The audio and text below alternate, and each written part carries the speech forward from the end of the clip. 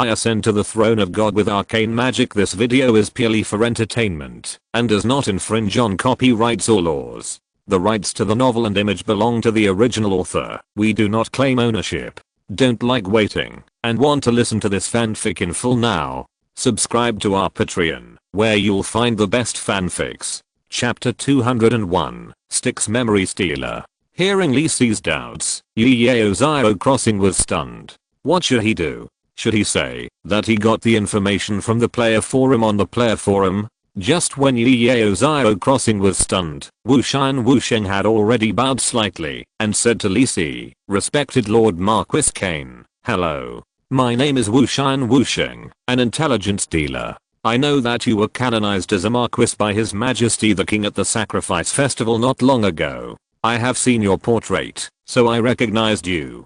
"Oh, so that's it." Lisi pretended to understand, but in fact he knew the source of the information of these two players. However, as long as the reason made sense, Lisi would go with the flow. After all, his purpose was not to keep people away from him. Besides, he also had an impression of these two people. Yeo Crossing, one of the top 100 professional players in China, has the precious gold level talent, Unruly Heart, and the special magic assassin profession Illusion Elementalist, and is also considered a strong player among the players. Wusheng, this person is a little special, because just like what he said, he is really an intelligence dealer, and he is also a leader among them. Most of the intelligence information of the game Shenqi can be searched on the player forum, and there are also corresponding wiki guides, but some relatively precious information and guides are still collected by intelligence dealers and sold for profit. Lisi's power leveling studio used to work as an intelligence dealer.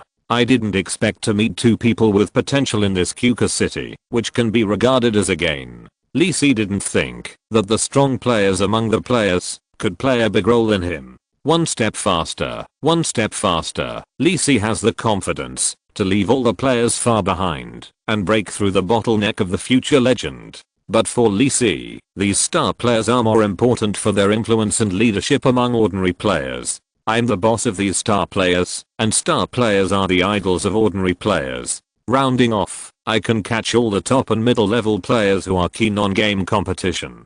Make a lot of money. What do you want to talk to me about? Lisi said with a smile, and his easygoing appearance was full of affinity in the eyes of the two. It has been a while since they entered this game world, and they naturally realized the difference between this game and other games. In addition to the reality of the visual, feeling, and operation of various games, what is more important is that all the game NPCs here are the same as real people. Emotions, anger, sorrow, and happiness. They are not like the template NPCs produced in batches. Yeo Crossing also discussed this matter with Wusheng and felt how strong the technical strength of Shenqi Game Company was. Is it true that all NPCs are generated by artificial intelligence as advertised? That is really an advancement across the game era. But at the same time, people have a beautiful side, and naturally there is a dirty side. They naturally saw some nobles and officials oppressing and exploiting the people.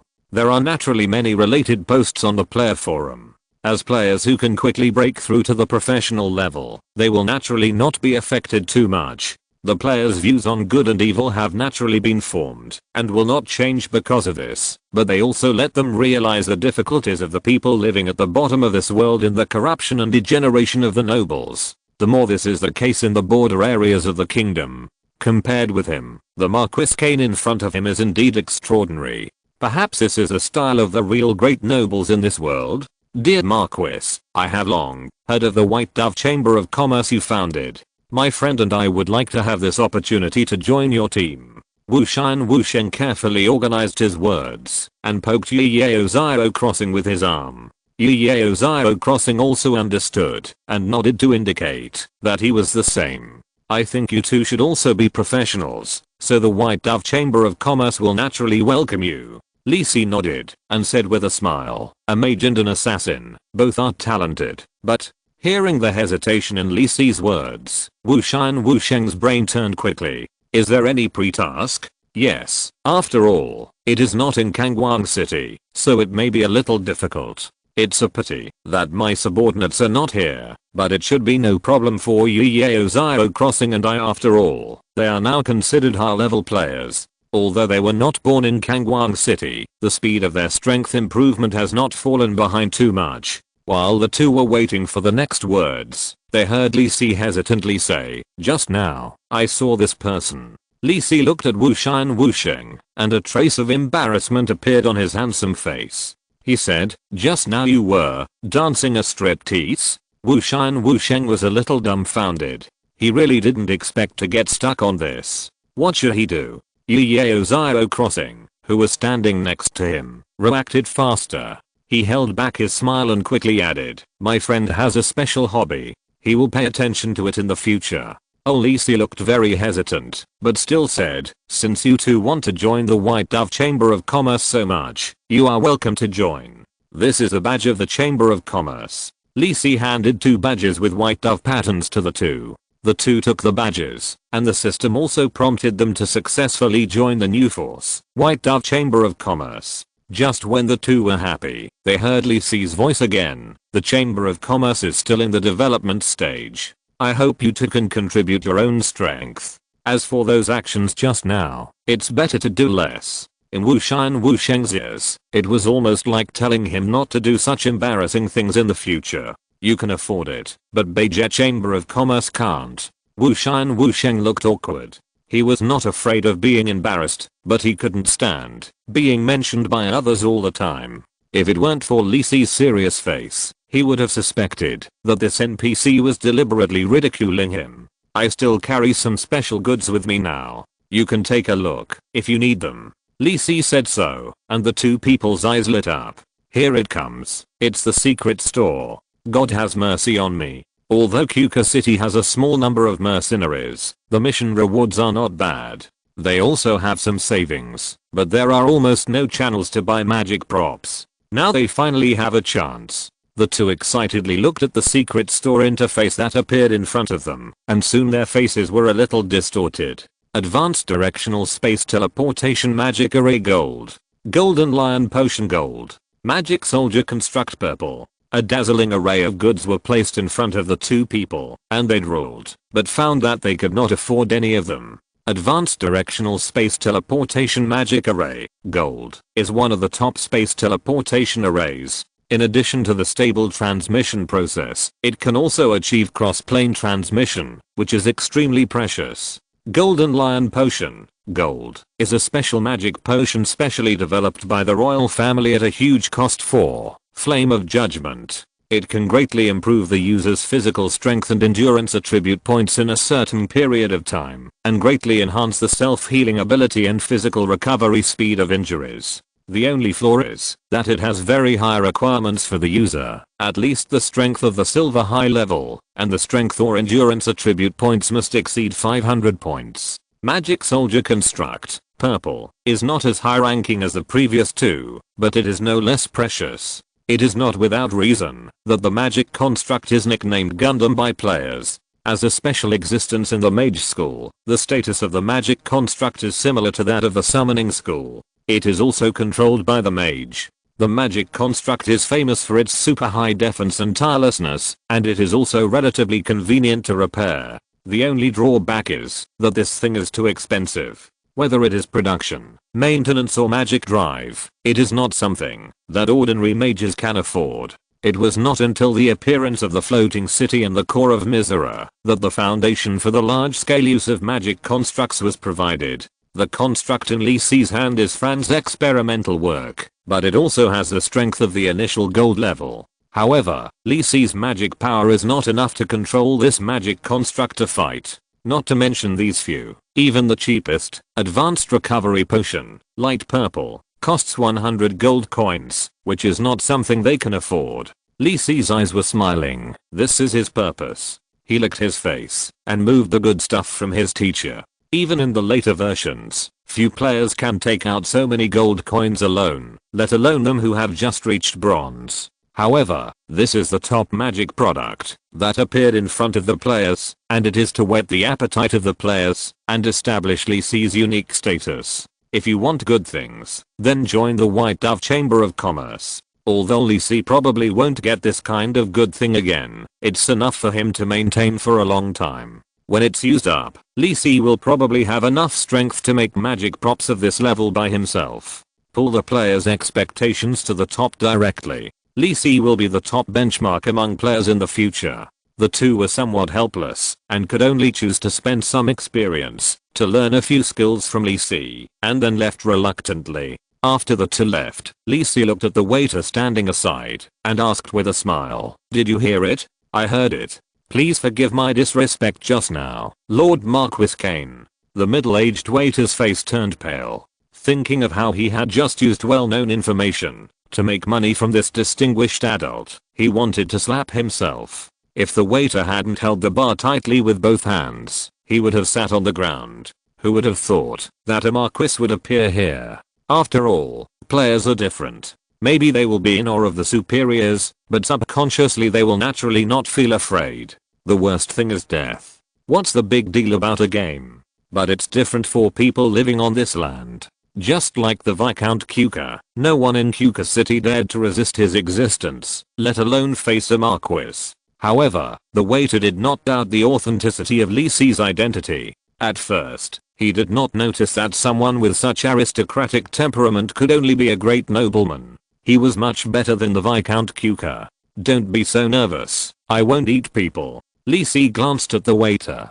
He did not expect the waiter's reaction to be so big, but he could also know the power of the Lord here. "I don't want to hear news about me from other places in the next few days, understand?" Lee Si drank the beer in the glass and said lightly, "Yes, sir." The waiter almost lowered his head to the ground and nodded quickly when he heard it. There was such a big commotion at the bar, but the mercenaries around seemed to have noticed nothing. Lee Si waved his hand to remove the spell, and then got up and left the mercenary tavern. According to his plan, he would spend time in the tavern. After digging up the chai fields of Wushan Washan and Jiao Xiaoxing, other players will naturally get the news and come here to try their luck. It's good to harvest a wave. But now Lee Si has more important things to do, that is, to find Chris and Liz. If what the waiter said was true, Chris helped Liz escape her marriage a few days ago, then the two should still be in the city now. The reason why Lee Si knows so clearly is that when passing the Chris's revenge copy, the first link entered is to watch the CG of Chris and Liz's escape process.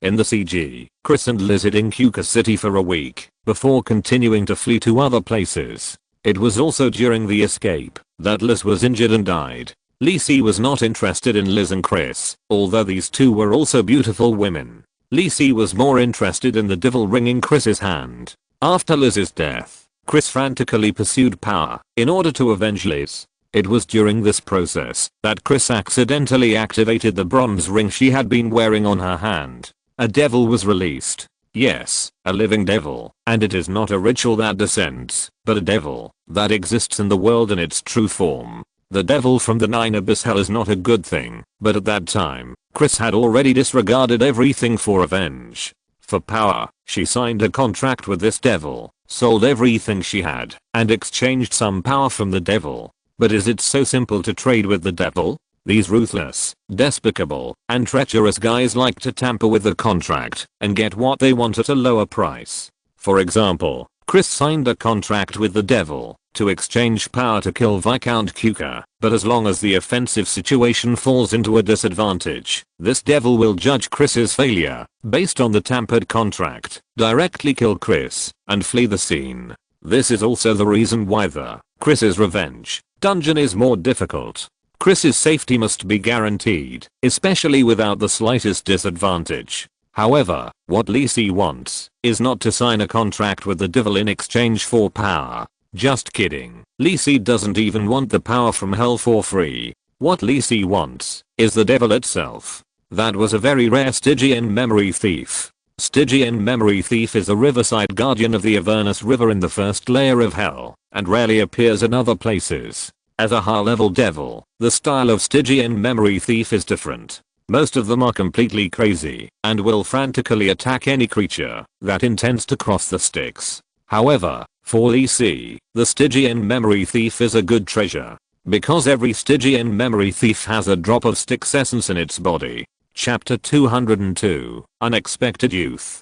Cuca City, in a small alley somewhere in the east of the city. This is a fairly ordinary grey brick house, but what's a little strange is that even in the daytime, the curtains of the whole house are tightly drawn. In the house, a girl in an ordinary brown skirt was sitting on a chair in the room, flipping through a book in her hand. After a while, the door was pushed open from the outside, and a slightly thin figure walked in with a tray of food. "Oh, Chris, I've been waiting for a long time," the girl said happily, jumped off the chair to take the tray, helped put it on the table beside her, and chirped, "Sorry, Liz, I can only let you eat these ordinary things," Chris said a little embarrassedly. The food on the table was just ordinary black bread and stewed vegetable soup, with some traces of bacon between potatoes and carrots. "Hey, I feel like I can breathe easier after leaving that castle. Thank you, Chris. I don't want to marry someone who's that much older than me." Liz didn't care and hugged Chris, rubbing her face against the girl's small face. "Instead of that, I might as well live with you, Chris." "Well, if you want, Liz," Chris murmured softly, with a little blush on her face. Chris was an ordinary bronze mage in Cuca City. The inheritance from her deceased parents was enough for her to live a leisurely and peaceful life. But this peace was broken one day, and Chris remembered it very clearly. It was a sunny spring day. When she was about to go out to buy food for the next few days, a figure suddenly broke in from the door and locked the door tightly. It was a beautiful girl, wearing a gorgeous warm yellow dress, but she looked at herself eagerly and said, "Someone is chasing me outside. Can I stay here for a while, little sister?" Chris didn't know why she agreed to the girl's request without hesitation at that time. All she had in her memory was the girl's bright face and smile. It was like casting a piece of sunshine in her monotonous and boring life. Later, Chris learned that the girl's name was Liz, the daughter of the lord of this place, Viscount Cuca. That day was when she went out to play, but Liz disliked the guards following her and was not free, so she quietly shook off the guards. Breaking into Chris's house was also an accident, just to avoid the guards who came behind. Liz didn't have any other ideas, just wanted to stay at ease for a while. After staying at Liz's house for a while, she walked around Chris's small house like a familiar person, chatted for a while, and then went back honestly. However, since then, Liz has touched Chris's house from time to time to relax her tense nerves in the Viscount's castle. Chris didn't know why, but she didn't refuse the young lady. Slowly, it seemed that there was one more person in Chris's life, and the grey and white memory picture seemed to have a few different colors. Until a week ago, Liz suddenly came to her and said quite disappointedly, "My father wants to marry me off, and I may never come again." Chris felt confused at the time and subconsciously said, "Then Liz, do you want to come to my place?" She knew that this was very dangerous and would anger the Lord Viscount Cuca and might make her peaceful life gone forever, but all these worries were thrown behind Chris's sweet smile. So a few days ago, with the help of Chris, Liz came here quietly, and Chris also forged the traces of Liz's escape from Cuca City as much as possible. Viscount Cuca was very anxious, so when Chris went out these days, she found that there were many guards on the street checking the passing people, so the two stayed at home honestly. But it's not good to stay here forever. Sooner or later, Viscount Cuca will come to the door. Chris is ready to take Liz away when the inspection at the city gate is relaxed. Where to go? The capital of the capital, Kangwang City? Chris sipped the vegetable soup in small sips and kept making plans in her mind. In this process, Chris, who had never cared about other things, gradually matured. Liz didn't think so much. She felt that it was the luckiest thing to escape from that oppressive home. Carefully soak the black bread in the vegetable soup. A little surprise can make her happy for a long time. As for the future, Liz didn't want to worry. As long as I can be with Chris, it's fine. Ding ding. Just as the two were enjoying the food quietly, there was a knock on the door. Chris's body tensed up all of a sudden, and Liz also looked scared, but she was very obedient and didn't say anything, just stayed there quietly waiting for Chris's decision. Chris gritted his teeth and whispered to Liz, "I'll go see what's going on. You stay here and don't make any noise." Liz nodded, knowing Chris's worries.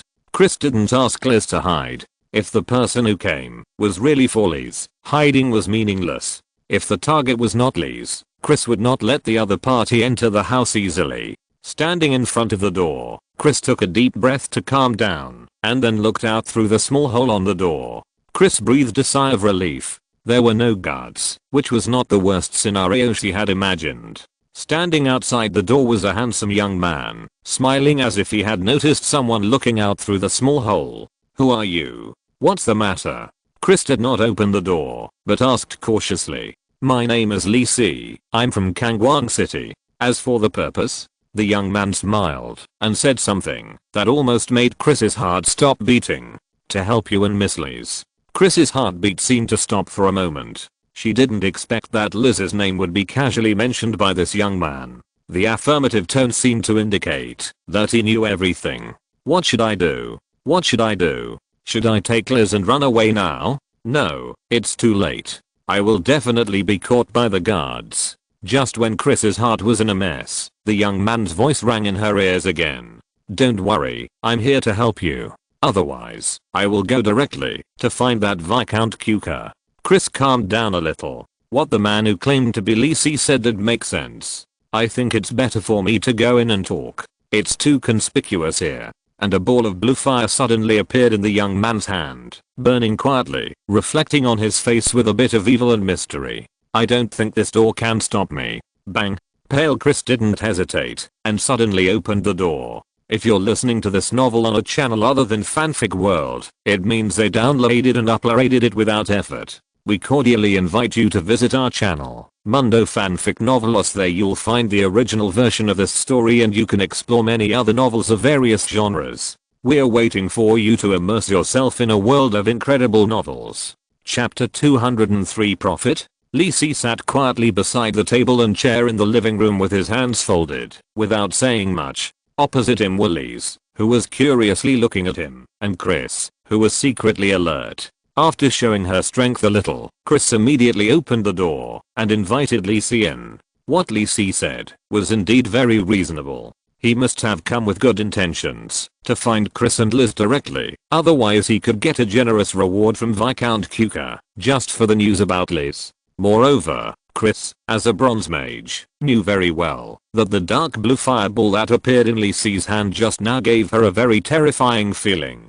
This meant that Lee Si's strength far exceeded hers, and he could easily defeat her and take Liz away. So he could only open the door obediently and invite Lee Si in. But Chris was also prepared in her heart. If Lee Si really intended to harm Liz, she would not let Lee Si have an easy time, even if she risked her life. Lee Si looked at the two young girls with different characteristics with interest. Liz has a fresh feeling, as if she is a pure girl who has not been polluted by the filth of this world, just like a pure white flower, and Claire is a moonflower that blooms silently. It seems that her long years of study have brought her a strong bookish air, refreshing. But at this time, Lee Si can see a strong sense of vigilance in Claire's eyes. Lee Si can find this place by relying on the game memory of his previous life. In the copy of Claire's Revenge, the player is in Claire's home as soon as he enters, and under Claire's leadership, he moves towards Viscount Kuka's castle. But Claire's home at that time was not as clean and tidy as it is now.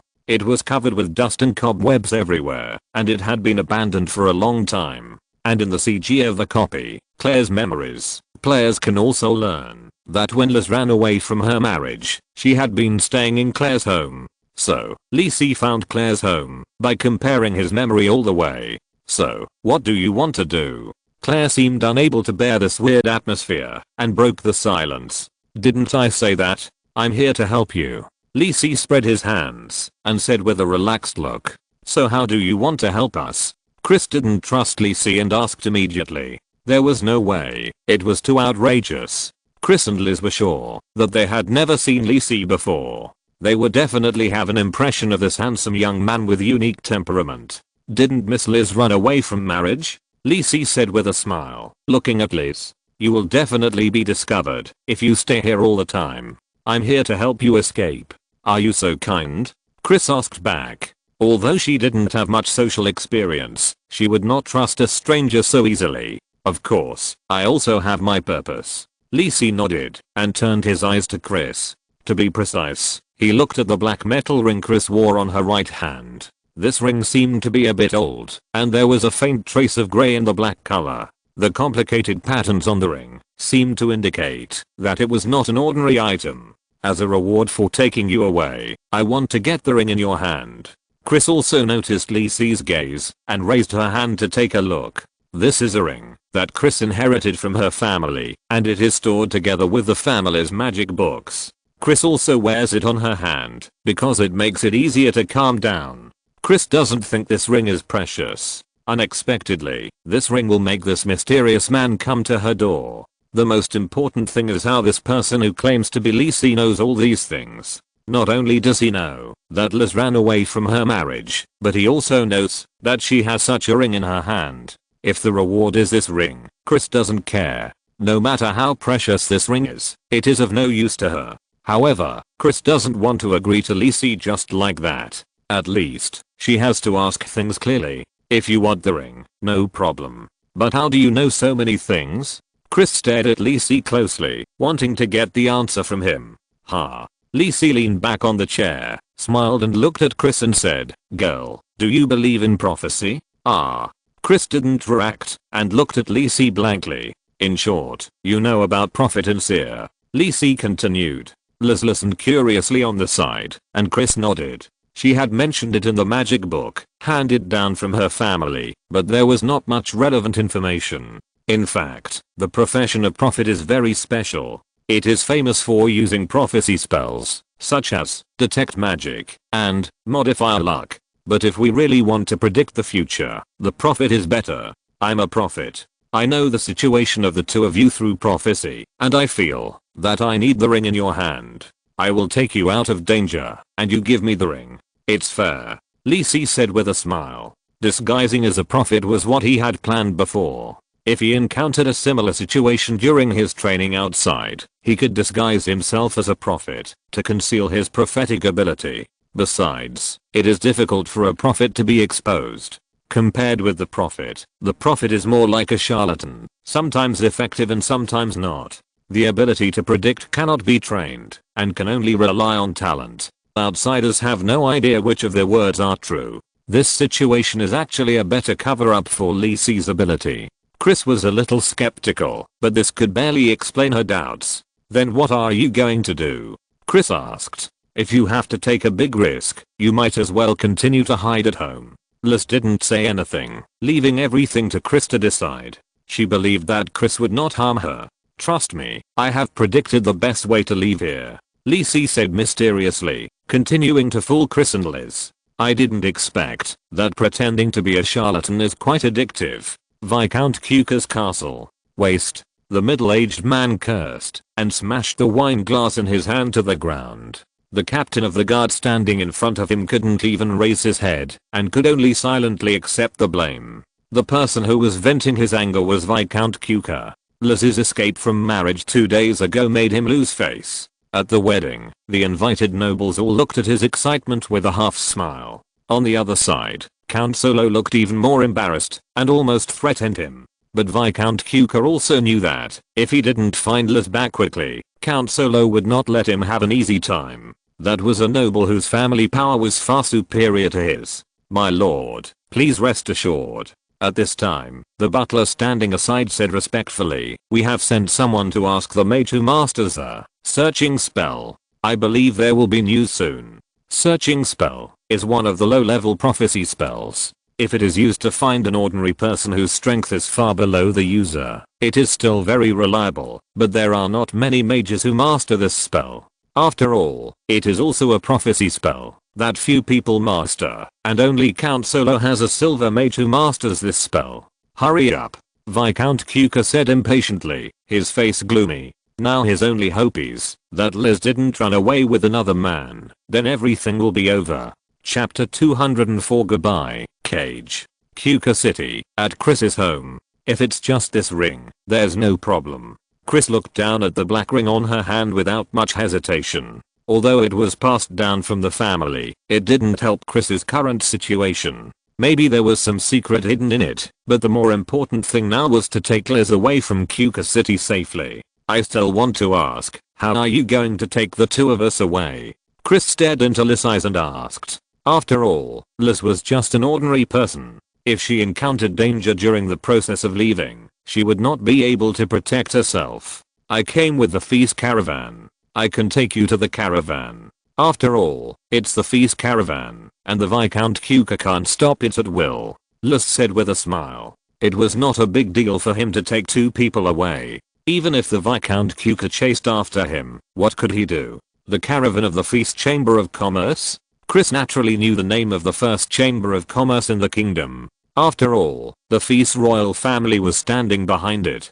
Lys sat aside and watched the 2 people's transaction obediently. She didn't say anything, but looked at Lisi with her big eyes curiously. If you are in a hurry, you can follow me to the caravan now. Lisi smiled and nodded, and added, I have a box carriage in the caravan. You can stay in the carriage all the time. The destination of the caravan is the Viscount of Aurea in the northern border of the kingdom. You can follow the caravan there, or leave halfway. To the north. Chris hesitated. Her initial plan was actually to go to Kangwang City. Since it is the feast caravan, did you set out from Kangwang City? Yes, that's true. Lisi nodded and said. Then will the caravan return to Kangwang City? Can Liz and I follow the caravan to Kangwang City?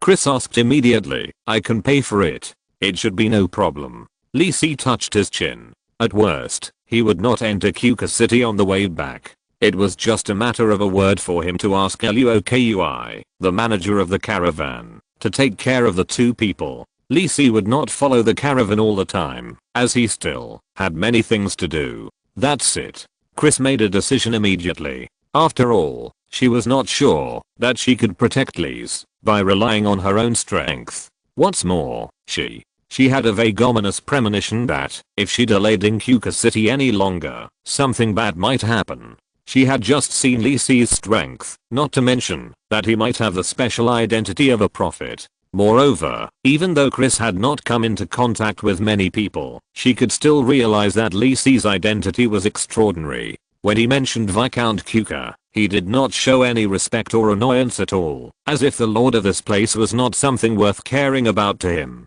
Then please wait a moment. Lisi watched Chris pull Liz into the room and start packing up. He was not in a hurry, but slowly drank black tea and waited for the 2 of them. When the 2 of them came out after packing up, they had changed their clothes. The black hooded cloak wrapped the 2 people's bodies tightly, probably because they were worried about being discovered by others on the way to the caravan. They didn't bring any luggage with them. It should be because they both had a storage ring in their hands, and they put everything they wanted to bring in the ring. Lisi didn't care and said to the 2 of them, if you have packed, then get ready to go.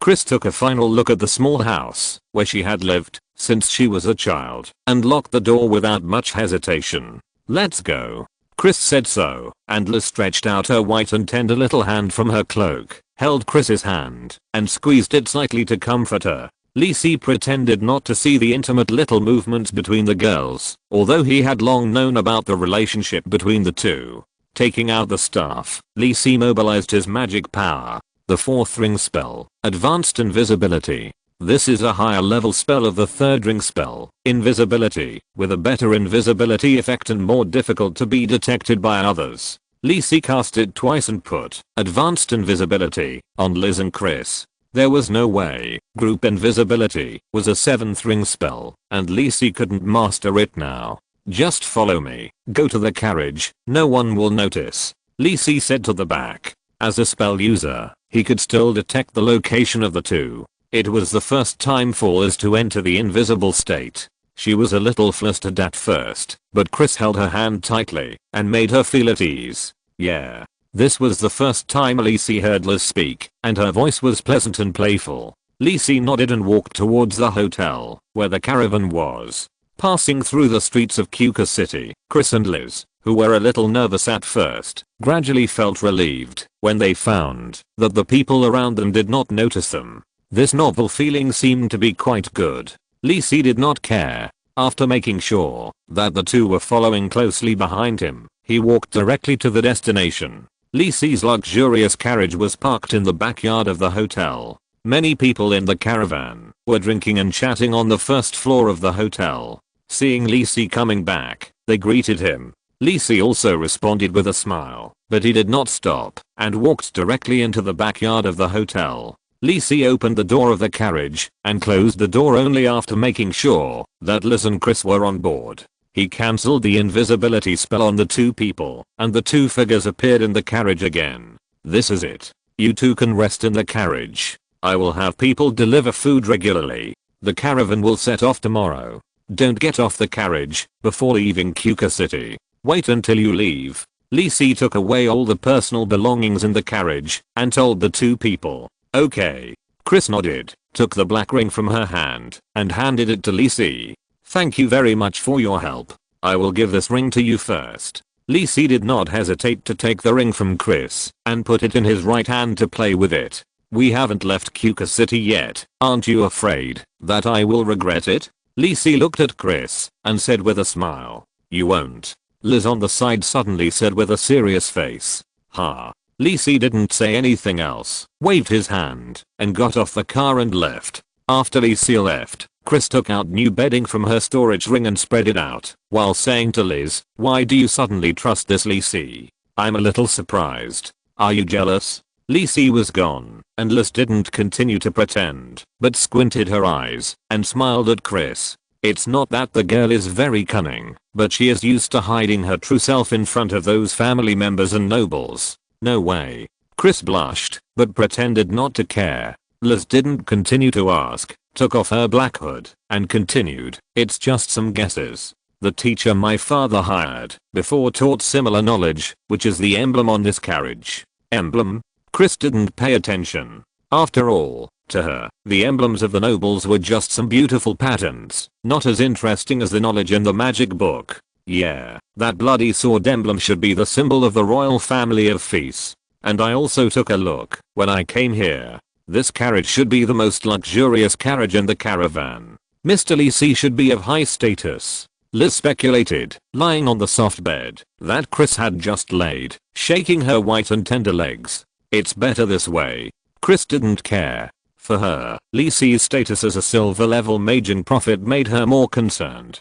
Besides, the higher Li Si's status, the better. A big shot wouldn't fool the two little girls. However, Li Si's young and handsome face combined with his status as a big shot in the capital always made Chris feel a little weird. Yeah, that's right.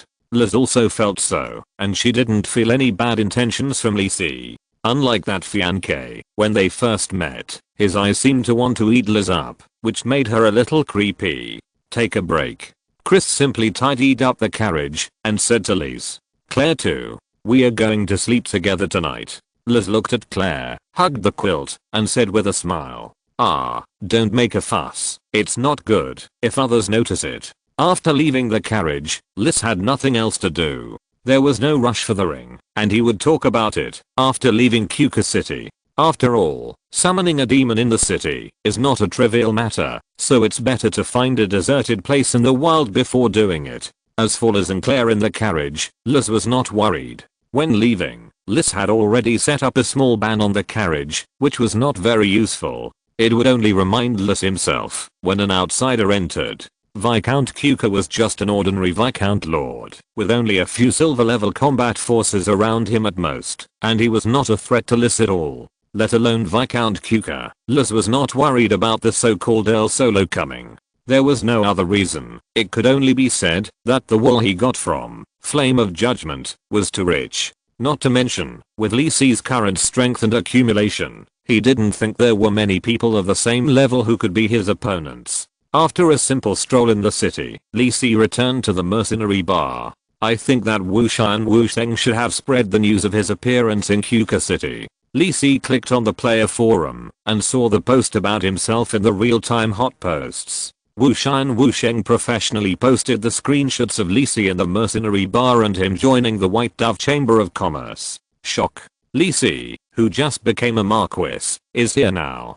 I'm not talented. Some friends may be familiar with my name. Yes, I'm the intelligence merchant Wu Sha and Wu Sheng in the game, Wind and Cloud. I haven't seen you for a long time. I wonder if any bosses still remember me. Let me advertise first. Wu Sha and Wu Sheng's intelligence house, you deserve it. Without further ado, let's get straight to the point. I think everyone in the Kingdom of Fez knows about the two major events that happened in Kangwang City some time ago. The protagonist, Lee Kane, disappeared after that. He has not been seen for a while, and many brothers have not squatted at the door of the White Dove Chamber of Commerce. But just today, I saw this NPC in the mercenary bar in Kuka City, attached, map of the Kingdom of Fez, and successfully talked with him, and joined the White Dove Chamber of Commerce, as evidenced by the picture, attached, screenshot of the bar, screenshot of the power affiliation. Therefore, the NPC Lee is very special. He can leave the base camp, and go to other areas. This undoubtedly confirms his identity as the protagonist of the plot. Wu Xian guessed that he should go to other places. Brothers nearby can pay attention to places such as the mercenary bar. You may meet him. In that way, even if you are not in Kangwang City, you can join the White Dove Chamber of Commerce. After all, it is known as the T0 level power choice, since the server was launched. PS. If any brothers see Lee in other places, you can leave message below the post to share information together. PS again. Wu Sheng Intelligence House, you deserve it. Please PM if you need any. Seeing many Kangwang City players complaining under this post that they had been squatting in the White Dove caravan for so long, but the real owner ran away, and saying that who can argue with them, Lee couldn't help but laugh. It seems that the effect is not bad. When Lee entered the mercenary bar again, he saw a bunch of players crowding up and looking at Lee eagerly. Lee also accepted everyone who came, and his loving eyes seemed to be looking at a group of fresh leaks. He harvested a wave of experience, although only tens of thousands of points, but as the player level rises, the experience that can be provided to Lee will only increase. What? You said to go to other places to learn skills. Lee knows very well what skills players need, especially the core skills of those professions. Lee, who has the talent of Almighty and the profession of Arcanist, is not worried about losing his appeal in this regard.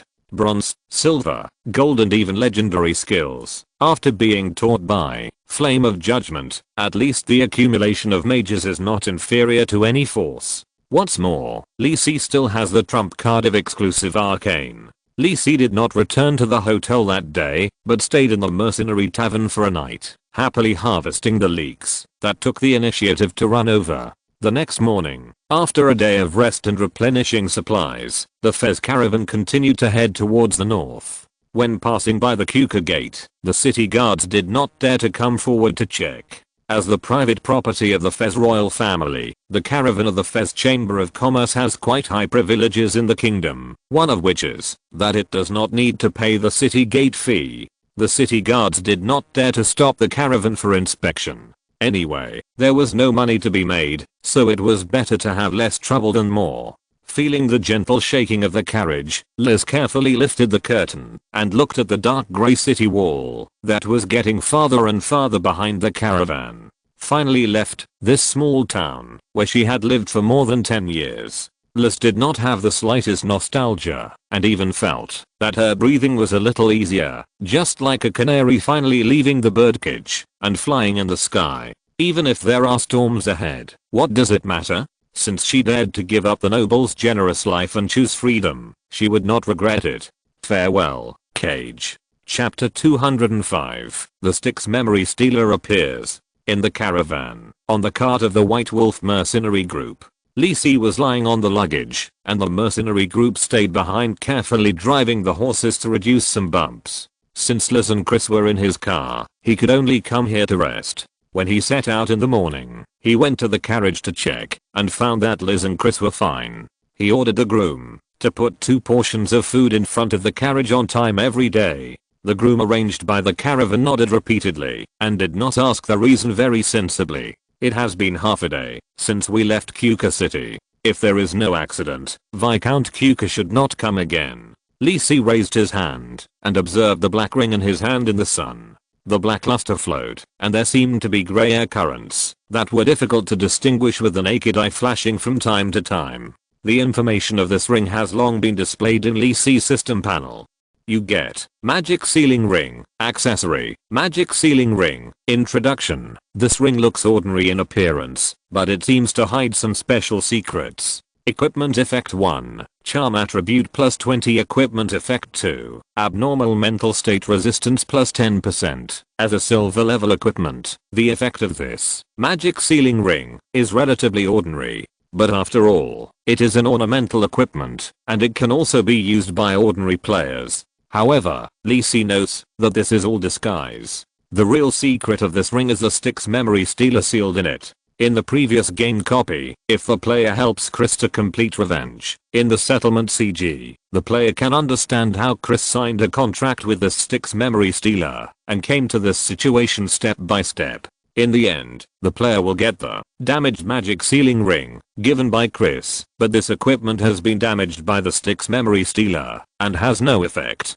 It is just an ordinary souvenir. Lee Sin played with this ring in his hand. Who would have thought that a devil from hell would exist in this ordinary ring?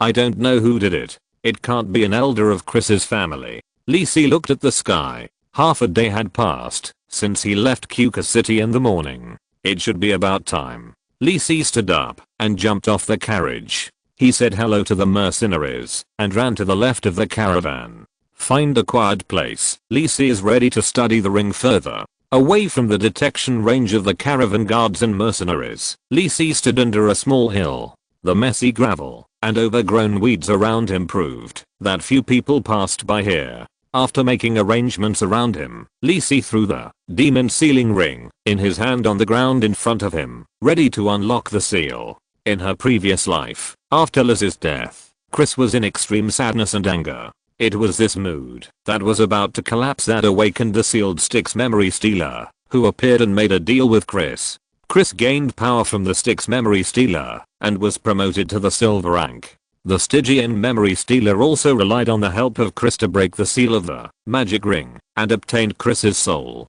By the way, the Stygian memory stealer sealed by this magic ring is also very special. The Stygian memory stealer almost only appears in the Styx in the first layer of hell. I don't know if it is the influence of the essence of the Styx or their nature. They are very crazy, not like devils, but more like demons. However, this one in the magic ring is an exception, as cunning and treacherous as a normal devil. Lee Sin doesn't have any extreme emotions. To awaken the Stygian memory stealer now, Lee Sin can only try other methods. For example, destroy this ring directly. In that way, the Stygian memory stealer sealed in it will naturally appear directly. It's a pity that Lee Sin doesn't know the great disintegration technique now, otherwise it would be very convenient. Lee Sin has already tried it just now. The magic resistance of this ring is still quite high, which should be to restrict the devil in it. If I can't use magic, I can still use the sword. Physical attacks will never be out of date. Lee Sin took out the long sword from the storage ring and used the exclusive Arcane. Lee Sin's blue flame magic sword. The blue flame attached to this 6-ring Arcane can reduce physical defense and magic resistance by 30%, which should be useful. The fine steel longsword in Lee Sin's hand is not an ordinary item. It is a gold level alchemical longsword obtained from the first magic workshop. It has no special bonuses. The biggest feature is that it is sharp and solid and can withstand the blessing of Lee Sin's Arcane. Lee Sin slightly raised the long sword with blue flames and slashed at the black ring on the ground. Clang! It was beyond Lee Sin's expectation. I don't know if this ring has existed for too long. Although the magic effect is still there, the material is already a little fragile. There is almost no obstruction. Lee Sin easily cut the ring into 2 pieces. A faint grey mist diffused from the ring on the ground and filled Lee Sin's eyes. Lee Sin noticed that a thick dark grey shadow appeared in the ring. After the shadow appeared, the ring on the ground was completely turned into a pile of powder. Without any hesitation, the shadow flew straight to a place not far away, as far away from Lee Sin as possible. That should be the Styx memory stealer sealed in the demon sealing ring. But this guy seemed to be very cunning. Just now he escaped from the seal and prepared to flee the scene without hesitation. But Lee Sin was not in a hurry at all. The shadow seemed to hit a transparent glass wall in midair and stop there.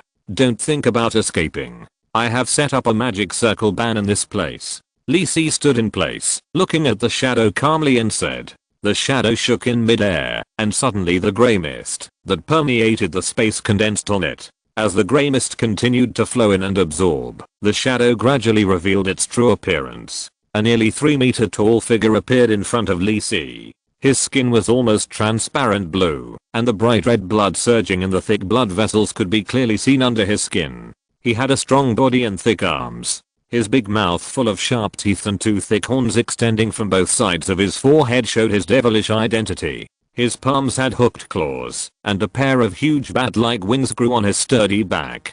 From his waist down, he looked more like a slug, a real Styx memory stealer. Lee Si was no stranger to him. In the previous Life 5.0 main plot Abyss Strike, the player had received a mission to go deep into hell and the abyss, and these guys active in the Styx in the first layer of hell were the first difficulty. Even so, it was still really ugly. Chapter 206 It's okay, I have a lot of swords. Styx memory stealer. Lee Si looked at the demon that showed its true form in front of him and felt a little emotional. To be honest, it is quite rare to see a living demon in Javia's main world. As evil creatures of the abyss, demons and devils are subject to considerable restrictions in Javia's main world. If they want to descend into the main world, they can only do so through various special guiding rituals or magic arrays, and it is very difficult to do so by relying on their own strength. In the main plot of 5.0 Abyss Attack, a large number of space channels connected to the first layer of the abyss appeared on various continents, allowing those demons to enter Javia's world more easily.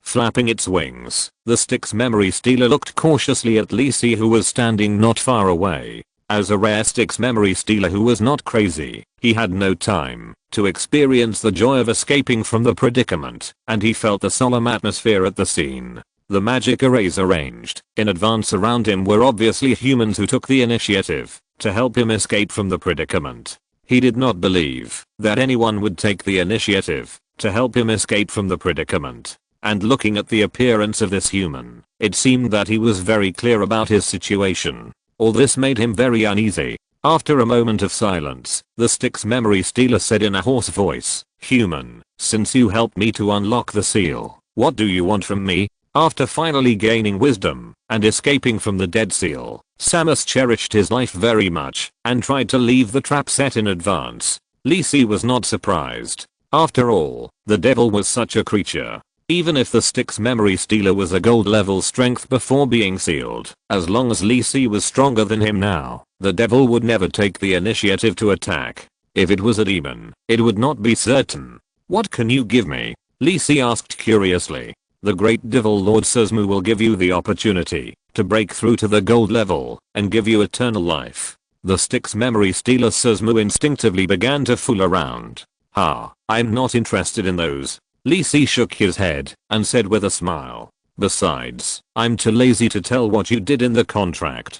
It's okay not to sign a contract. Suzmu can give you power directly." The devil felt that the atmosphere around him was a little wrong and said quickly. Sasam had a bad feeling in his heart. The aura of this young man was only silver level, so why did he feel so oppressive?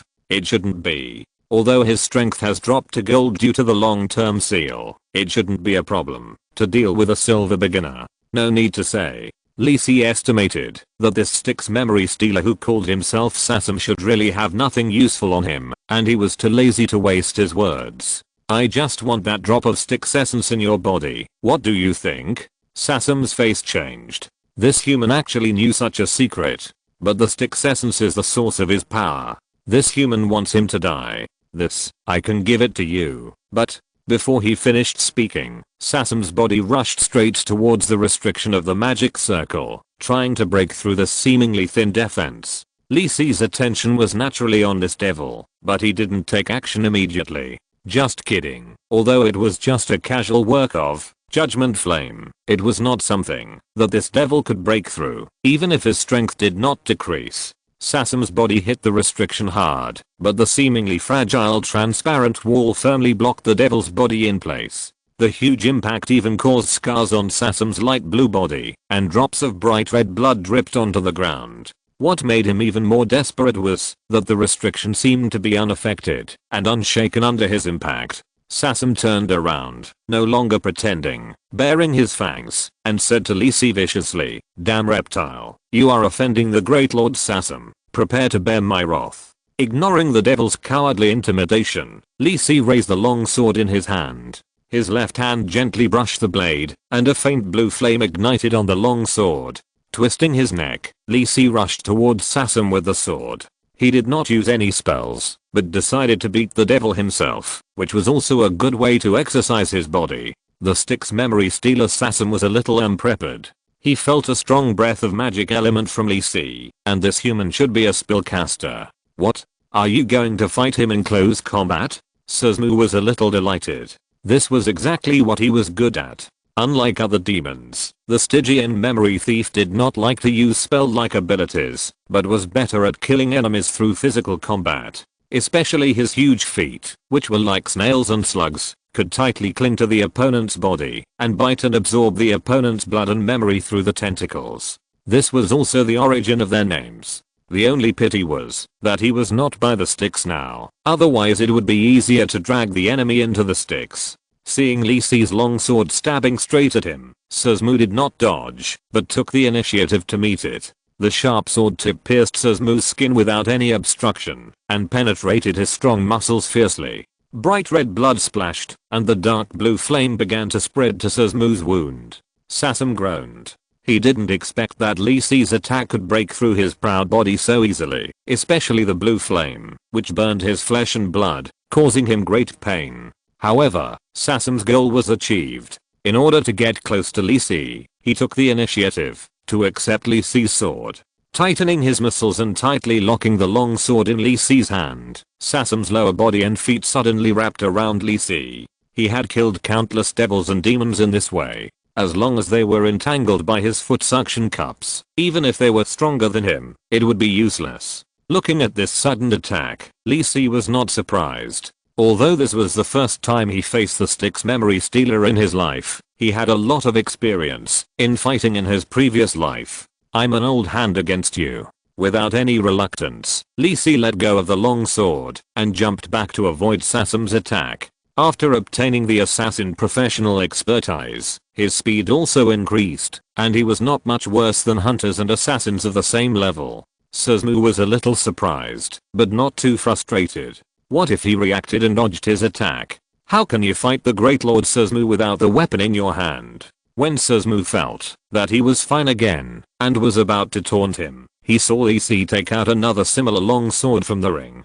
Li Si looked at the Styx memory thief with a long sword on his body and grinned. It's okay. I have a lot of swords. Chapter 207, Blessing of the Styx. The battle went very quickly because Li Si had a lot of experience in dealing with the Stygian memory thief. Just pay attention to the feet and tail of the Stygian memory thief. His feet can wrap around the enemy and absorb the enemy's blood and memory. When his tail touches the enemy, it will impose a special will judgment on the enemy. If this will judgment fails, a memory tampering spell that takes effect immediately will be added. Of course, with the level of the Stygian memory thief, there is no way to achieve detailed operations such as changing and replacing other people's memories, but they will stuff a lot of useless memories into other people's minds. The enemy will have a sense of confusion of who am I, where am I, and what am I doing, which is quite fatal in a fierce battle. Li Si naturally knows these 2 points. Although he is confident that he can withstand this will judgment, who would be willing to try it if they have nothing to do? Therefore, Li Si easily dealt with the Stygian memory thief. This Stygian memory thief who claims to be Samus has no way to deal with Li Si. He can't run away, and he can't fight. The key is that Li Si is too experienced and doesn't give Samus a chance to fight back. He is best at close combat, but Li Si is holding him back. If he wants to use spell-like abilities, Li Si will interrupt his spell casting with a sword. Actual combat is not a game, and Li Si will not give Samus a chance to read the spell. Samus tried many methods, but none of them worked. Soon, his body was like an old general on the stage, with densely packed long swords. Seeing that Li Si took out a new long sword from nowhere, Samus couldn't bear it anymore. Samus looked at Li Si with resentful eyes and screamed bitterly, "Damn you, go to hell." Samus knew that if he didn't fight hard, he might not even have a chance to fight for the last time. His lower body suddenly exploded, and bright red flesh and blood flew everywhere. The special flesh tube hidden under his tail gathered his last strength and shot towards Lee Si at a speed far beyond the ordinary. This was Samus' last blow. The speed of the meat tube has completely reached the level of gold level. Now, Lee Si, who was not far from Samus, seemed to have no reaction at all. Lee Si's body was pierced in an instant and fell to the ground. Seeing that Lee Si was killed by his last desperate blow, Samus breathed a sigh of relief. What does it matter if you prepare so much? He will still be killed by the great Samus. Dragging his broken lower body, Samus prepared to find a place to hide and rest. After all, with his current injuries, a bronze level novice can take him away. No. Samus's eyes swept over Lee Si's body, and he seemed to notice something, and the alarm bells in his heart rang. I saw that the color of Lee Si's corpse gradually turned transparent, and then disappeared from the spot like broken glass. Sure enough, you can do this. Hearing Lee Si's playful voice, Samus knew that something bad had happened, and he quickly lay on the ground and prepared to beg for mercy. Without further hesitation, Lee Si, who was standing behind Samus, cut off his ugly head with a sword. Styx memory thief, die. Lee Si swung the long sword in his hand and curled his lips. Knowing that you have this life-threatening skill, how could I not pay attention? Special skill, mirror body. This is the skill that Lee Si got from trial card mirror image. This skill allows Lee Si to separate a mirror image with some of Lee Si's strength. When Lee Si invests experience to improve the skill level and actively controls it, the strength that can be exerted is not much different from the original. Lee Si just used mirror body secretly and then used advanced invisibility to hide his own tracks, which deceived Samus. But it can't be blamed on him. Under Lee Si's torrential attack, it is not easy to resist, let alone pay attention to Lee Si's small movements. Mirror body is really easy to use. It seems to have a high degree of authenticity. Even Samus, who was once a gold level, couldn't tell it apart. The only drawback is that it can only withstand a certain amount of damage and then disappear.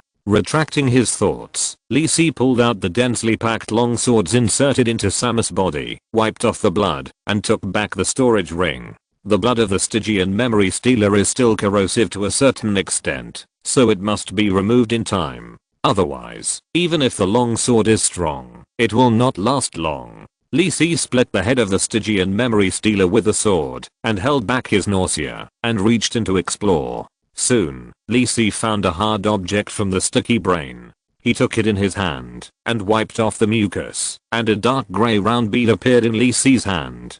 You killed the Stygian memory stealer Samus, LV60. You get 300,000 experience points. You activated the milestone mission, Devil Hunter. Devil Hunter is being activated. 100th, you get the treasure, mutated Stygian essence. Mutated Stygian essence, the essence of the special power of the Stygian condensed in the body of the Stygian memory stealer. And it is also the source of their power. However, this Stygian essence seems to have undergone different changes, which may bring you stronger power. Lee Si frowned and looked at the system panel in front of him. Killing this Stygian memory stealer only gave 300,000 experience points, and Lee Si had a premonition in his heart. After all, this guy is indeed a little weak. The long-term seal has caused his level to drop to level 60. Lee Si is very familiar with the Devil Hunter milestone. Players who participated in the Hellblood battle plot in the previous life basically have one, which can increase the special attack damage to some demon creatures. This mutated Stygian essence is a bit special. Lee Si remembers that the Stygian essence obtained in the previous life was a drop-shaped grey liquid, but the one in this Stygian memory stealer has condensed into crystals. Perhaps this is the special thing about this Samus. Stygian memory stealers with wisdom and self-control are quite rare. Mutated Stygian essence. The system introduction is also a positive effect, so it shouldn't be a big problem. Lee Si thought about it, and wiped the grey round bead in his hand carefully. He closed his eyes, and swallowed the grey round bead into his stomach. After swallowing it, Lee Si only felt a coolness, and then the cold feeling, that seemed to be able to freeze the soul spread from his chest to his brain. At the same time as this feeling appeared, new information was refreshed on the system panel. You used mutated essence of the Styx. Start hiding judgment. Judgment 1/3, Wisdom, Strength, Endurance, and Mystic attribute points exceed 100 points. Judgment passed. Judgment 2/3, Judgment passed for infection by the breath of the Styx. Judgment 3/3, Judgment of the will of the Styx memory stealer. Judgment passed. All judgments passed. You have obtained the specialty, Blessing of the Styx. Right square bracket. Chapter 208 Samus's Big Gift Pack. Lee Si took a deep breath, as if to expel the non-existent chill in his body. After shaking his head to relieve the discomfort, Lee Si looked at the information displayed on the system panel. Blessing of the Styx? It's really different. Lee Si thought silently in his heart that he had also obtained the essence of the Styx in the body of the Styx memory stealer in his previous life. But the feat he got after using it that time was not Blessing of the Styx, but Protection of the Styx. Maybe this is the new effect brought by this mutated essence of the Styx. Lee Si nodded and then clicked on the system panel to view the detailed information of Blessing of the Styx. Feature: Blessing of the Styx. You have been blessed by the eternal Styx that runs through the abyss and hell. You are immune to the negative effects of the Styx water. Your enchantment spell priority +2. Every natural day, you gain the soul hardening state. Unconditionally exempt 1 will judgment. His Lee Si looked at the feat effect in the panel in front of him. It's so strong. The effect of immunity to the water of the Styx is usually useless, but if Lee Si needs to dive into the abyss, this effect is equivalent to giving Lee Si a way out. After all, even in the abyss and hell, there are only a few creatures that can be immune to the effect of the water of the Styx, and the Styx memory thief is already the strongest among them. The second effect is +2 priority for enchantment spells. Lee Si remembered very clearly that in the Protection of the Styx feat, it only gives +1 priority for enchantment spells. Don't underestimate this effect, because enchantment is fundamentally different from other types of spells. For example, the effects of evocation spells and protection spells are more related to the attributes of the spell user and the corresponding power bonus. But enchantment spells are different. In enchantment spells such as enchantment, demoralization, and submission, charm human, battle him, etc., the spell effects depend more on various judgments between the spell and the target. Just like charm human, if the user's level is not high and the spell priority is not high enough, even controlling ordinary people may fail. Another example is battle song. The effect of this spell is to inspire all friendly creatures within the spell range through a morale boosting tune. Under the influence of the battle song effect, the user's companions can go through the will judgment of the negative effects again and gain a bonus based on the user's will judgment. In simple terms, if a teammate fails to pass the will judgment of fear and falls into a state of fear under the influence of the battle song effect, the teammate will make another will judgment of fear, and if he passes this judgment with the bonus of battle song, the effect of fear will be removed. In the battle song spell, the importance of skill priority is very high. If the skill priority of battle song is obviously higher than the fear used by the opponent, it is almost certain that the effect of fear will be removed. Vice versa, the effect of battle song will be directly covered by the effect of fear. Therefore, the skill priority of enchantment spells is very important, and the more the better for Lee Si. As for the last effect, there is no such effect in the Protection of the Styx feat. It may be the difference between protection and blessing.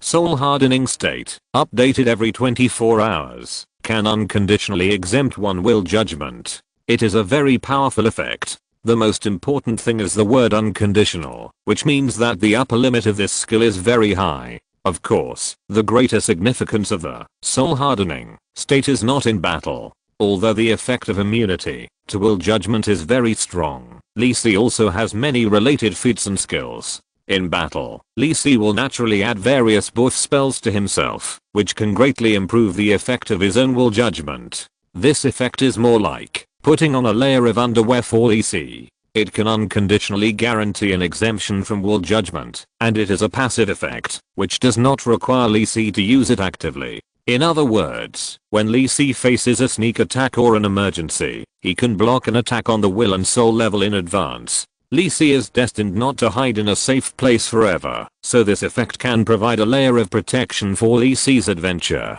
Hey, Samus, I would like to call you Camus number 2. This blessing of the sticks feat is equivalent to 2 or 3 ordinary feats. Lee Si sighed, thanking Samus for the gift package, and took the sword to cut up Samus's tattered body. The double horns of the sticks memory thief, spiritual magic materials, collect them. The flesh wings of the sticks memory thief, precious refining materials, collect them. The blood of the sticks memory thief, ordinary, but corrosive, collect them and see. As a former power leveling god, Lee Si naturally knew which parts of the monsters were valuable, and soon arranged Samus's body clearly. A blue flame sent Samus to see Asmodeus. Samus has been away from home for too long, send him to hell. I'm so considerate. Lee Si nodded with satisfaction. He got new feats and magic materials. Chris avoided the fate of being harvested by the devil, and Samus got the opportunity to go home. We all have a bright future.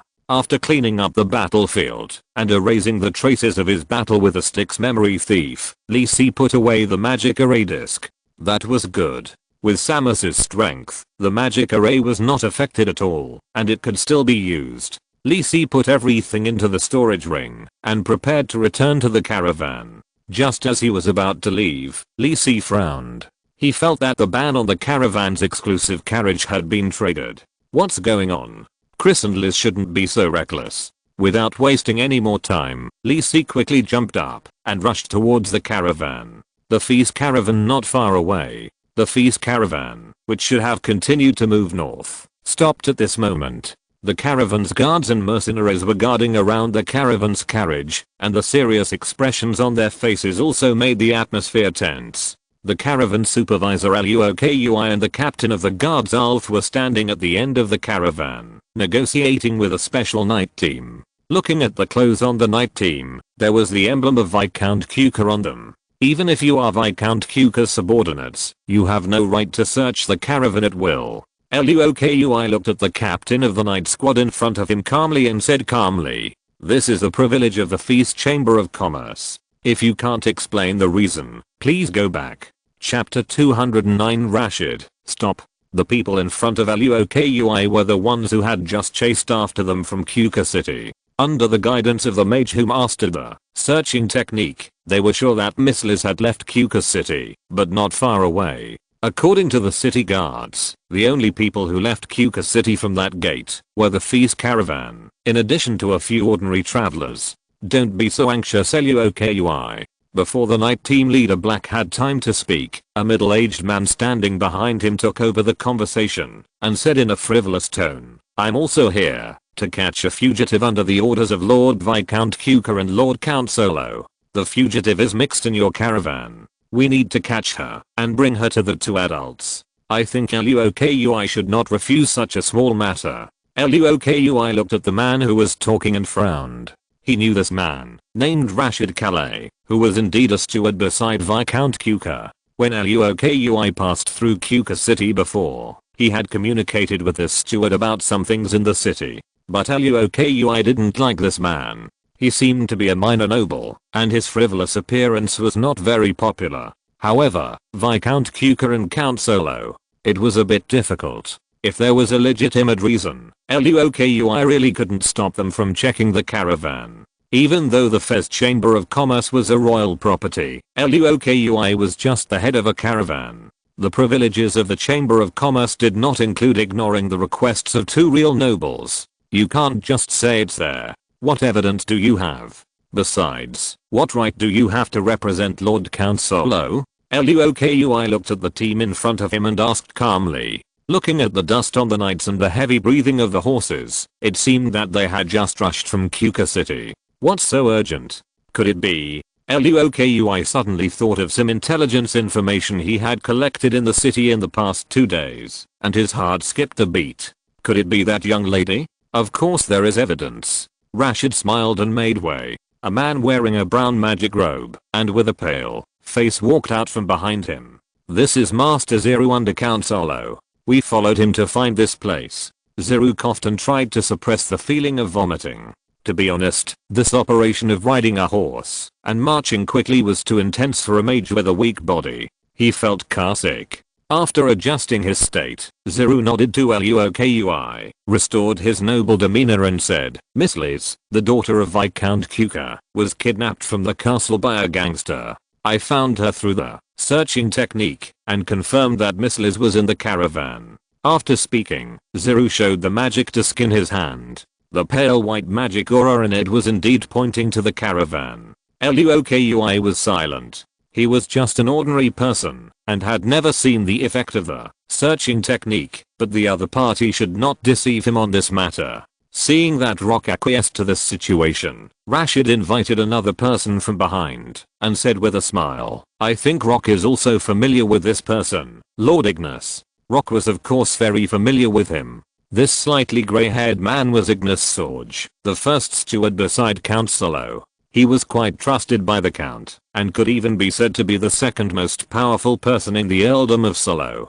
Hello, Lord Ignis. Rock, I may trouble you this time. Ignis's attitude was quite peaceful, much more polite than the steward Rashid beside him. What do you think, Rock? You won't refuse it, right? Rashid said with a smile, with a little pride on his face, as if he thought of finding Miss Liz and being praised by the Viscount. But even so, he did not force the search. After all, the other party was the Fez caravan, which was much more cautious for him. He patiently explained, gave sufficient reasons, and also dragged Ignis along. If it was just an ordinary caravan, he wouldn't have prepared so much. No cooperation? Just let the knights search by force. Who dares to resist the will of Lord Kuka's territory? Luokui's face was a little gloomy, but he still told off a few words and asked the guards and mercenaries to make way. Rashid walked in front with a proud look and said to Zero, can you find out which carriage Miss Liz is on? No, I can only roughly determine that it is in this caravan, and I can't be more precise. Zero shook his head and said. Rashid turned his head and ordered the captain of the night team behind him, then search all the carriages and make sure to find Miss Liz. At this time, Rashid noticed Luokui's unfriendly look and quickly added, be careful, don't damage the goods of the caravan. Yes.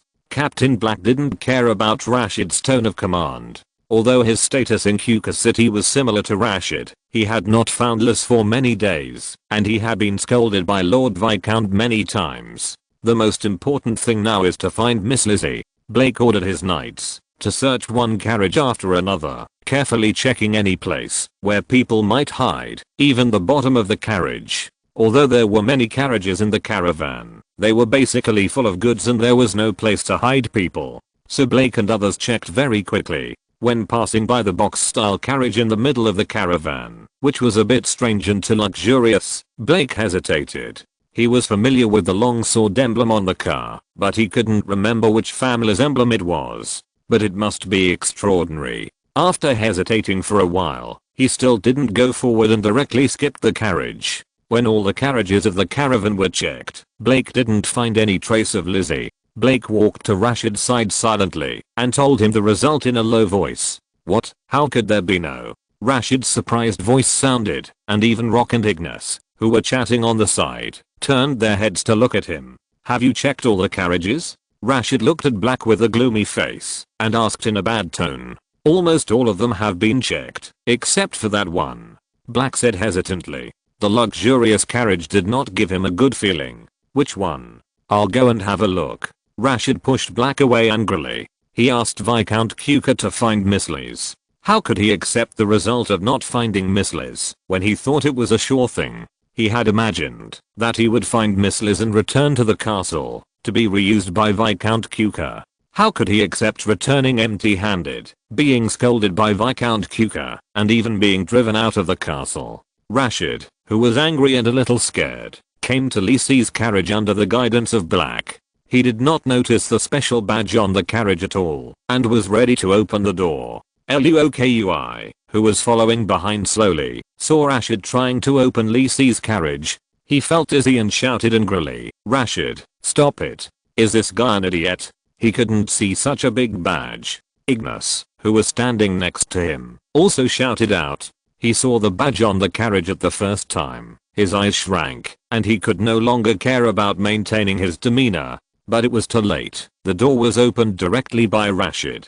But what Rashid saw was not Miss Liz, but a big hot red fireball. I feel guilty. If I don't update, I will go home and update it. If you're listening to this novel on a channel other than Fanfic World, it means they downloaded and uploaded it without effort. We cordially invite you to visit our channel, Mundo Fanfic Novelos. There you'll find the original version of this story and you can explore many other novels of various genres. We're waiting for you to immerse yourself in a world of incredible novels. Chapter 210 is this Mr. Liz's arrangement? Fez caravan, in Liz's carriage. After Liz took them to the carriage yesterday, Chris and Liz have been very obedient and have not left. In order not to attract other people's attention, the two were very careful, even when they lifted the curtain, to see the situation outside. They knew that Liz's escape from marriage must have made Viscount Cuca crazy, and the whole city was looking for their guards. In order not to be caught, the two were very careful, even when they were in the carriage. Although Liz joked about sleeping together, she finally decided to keep watch separately to avoid being sneaked into the car when they were resting at night. In the morning, after the carriage left Cuca City with the caravan, the two breathed a sigh of relief. The two who had not rested well the night before fell asleep in a daze. The furniture made of gesso wood in the carriage exuded a slightly sweet and elegant smell. In the quiet carriage, it seemed that only the gentle breathing of the two sleeping girls was left. Claire, wake up. Claire, who had fallen asleep sweetly, was shaken awake.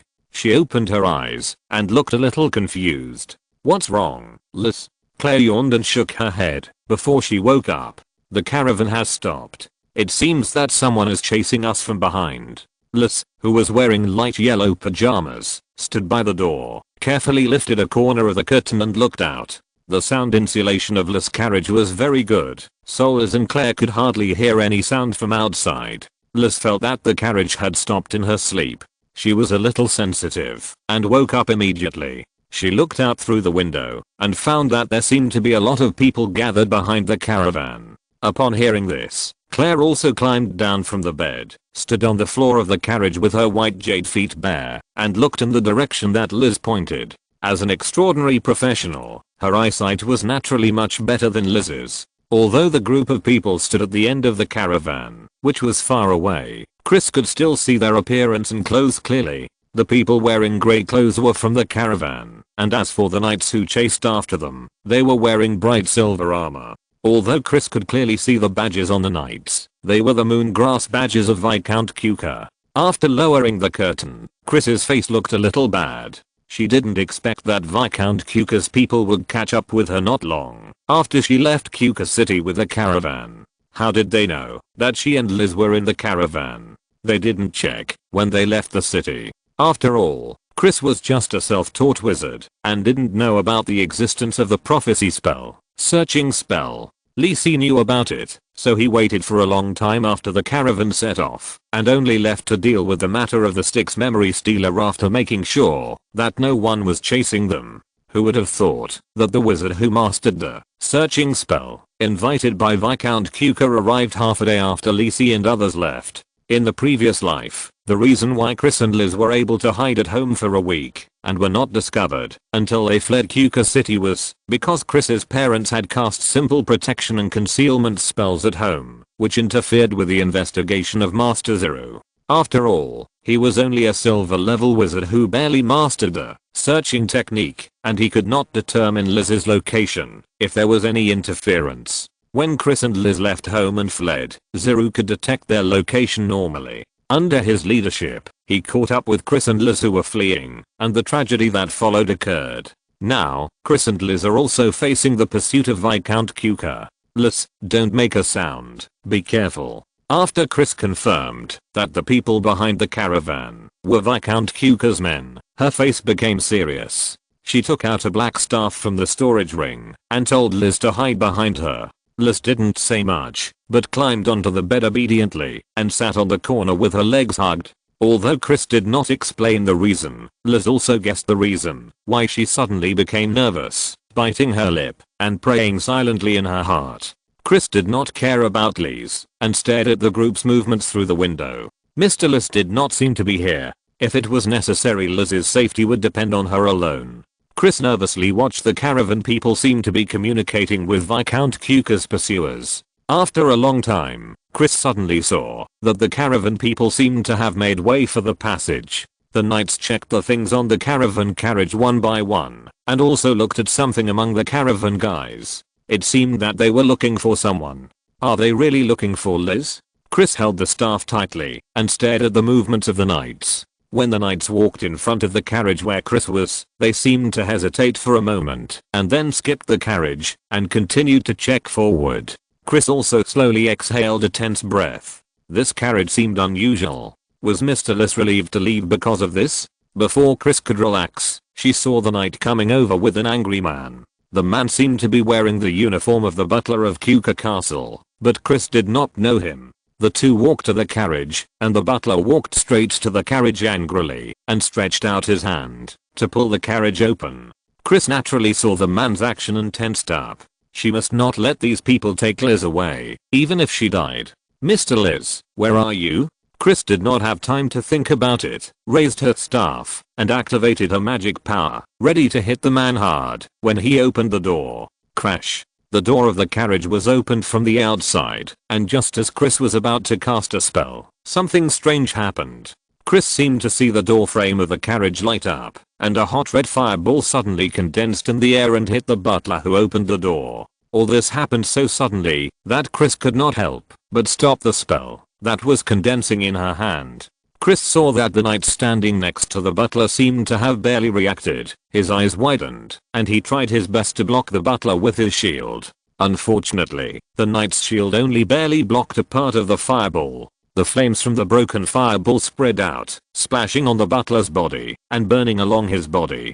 The butler let out a painful howl, fell to the ground and rolled desperately, as if he wanted to put out the bone-eating flames. But how could the magic flame be extinguished so easily? Chris didn't say anything, raised her staff, and wanted to make up a blow. But after hesitating for a moment, Chris didn't act immediately. She noticed that, although the carriage door had been opened, there seemed to be a light grey film covering the door. People outside seemed to be unable to see her, and Liz in the car. Was this Mr. Liz's arrangement? Chapter 211. Which sir is here? Rashid, stop it. Luoku, shouted angrily, so loudly that the caravan guys not far away looked over in surprise. They had never seen Luoku lose his composure like this. What happened to make him so angry? Luoku had no time to care about the strange looks of the people around him, and he ran towards the carriage. He didn't expect Rashid to dare to open the door of the carriage directly. That was a special carriage made by the Chamber of Commerce, which was quite rare, with the emblem of the royal family of Fez. Anyone who knew a little about the kingdom should know that this kind of carriage was not something that anyone could use. Not to mention that he was not sure whether Miss Liz was in the car. Even if she was in the car, the people present had no right to force open the door and search the car. Luoku thought Rashid knew, so he didn't pay much attention, but Rashid's stupidity was obviously beyond his imagination.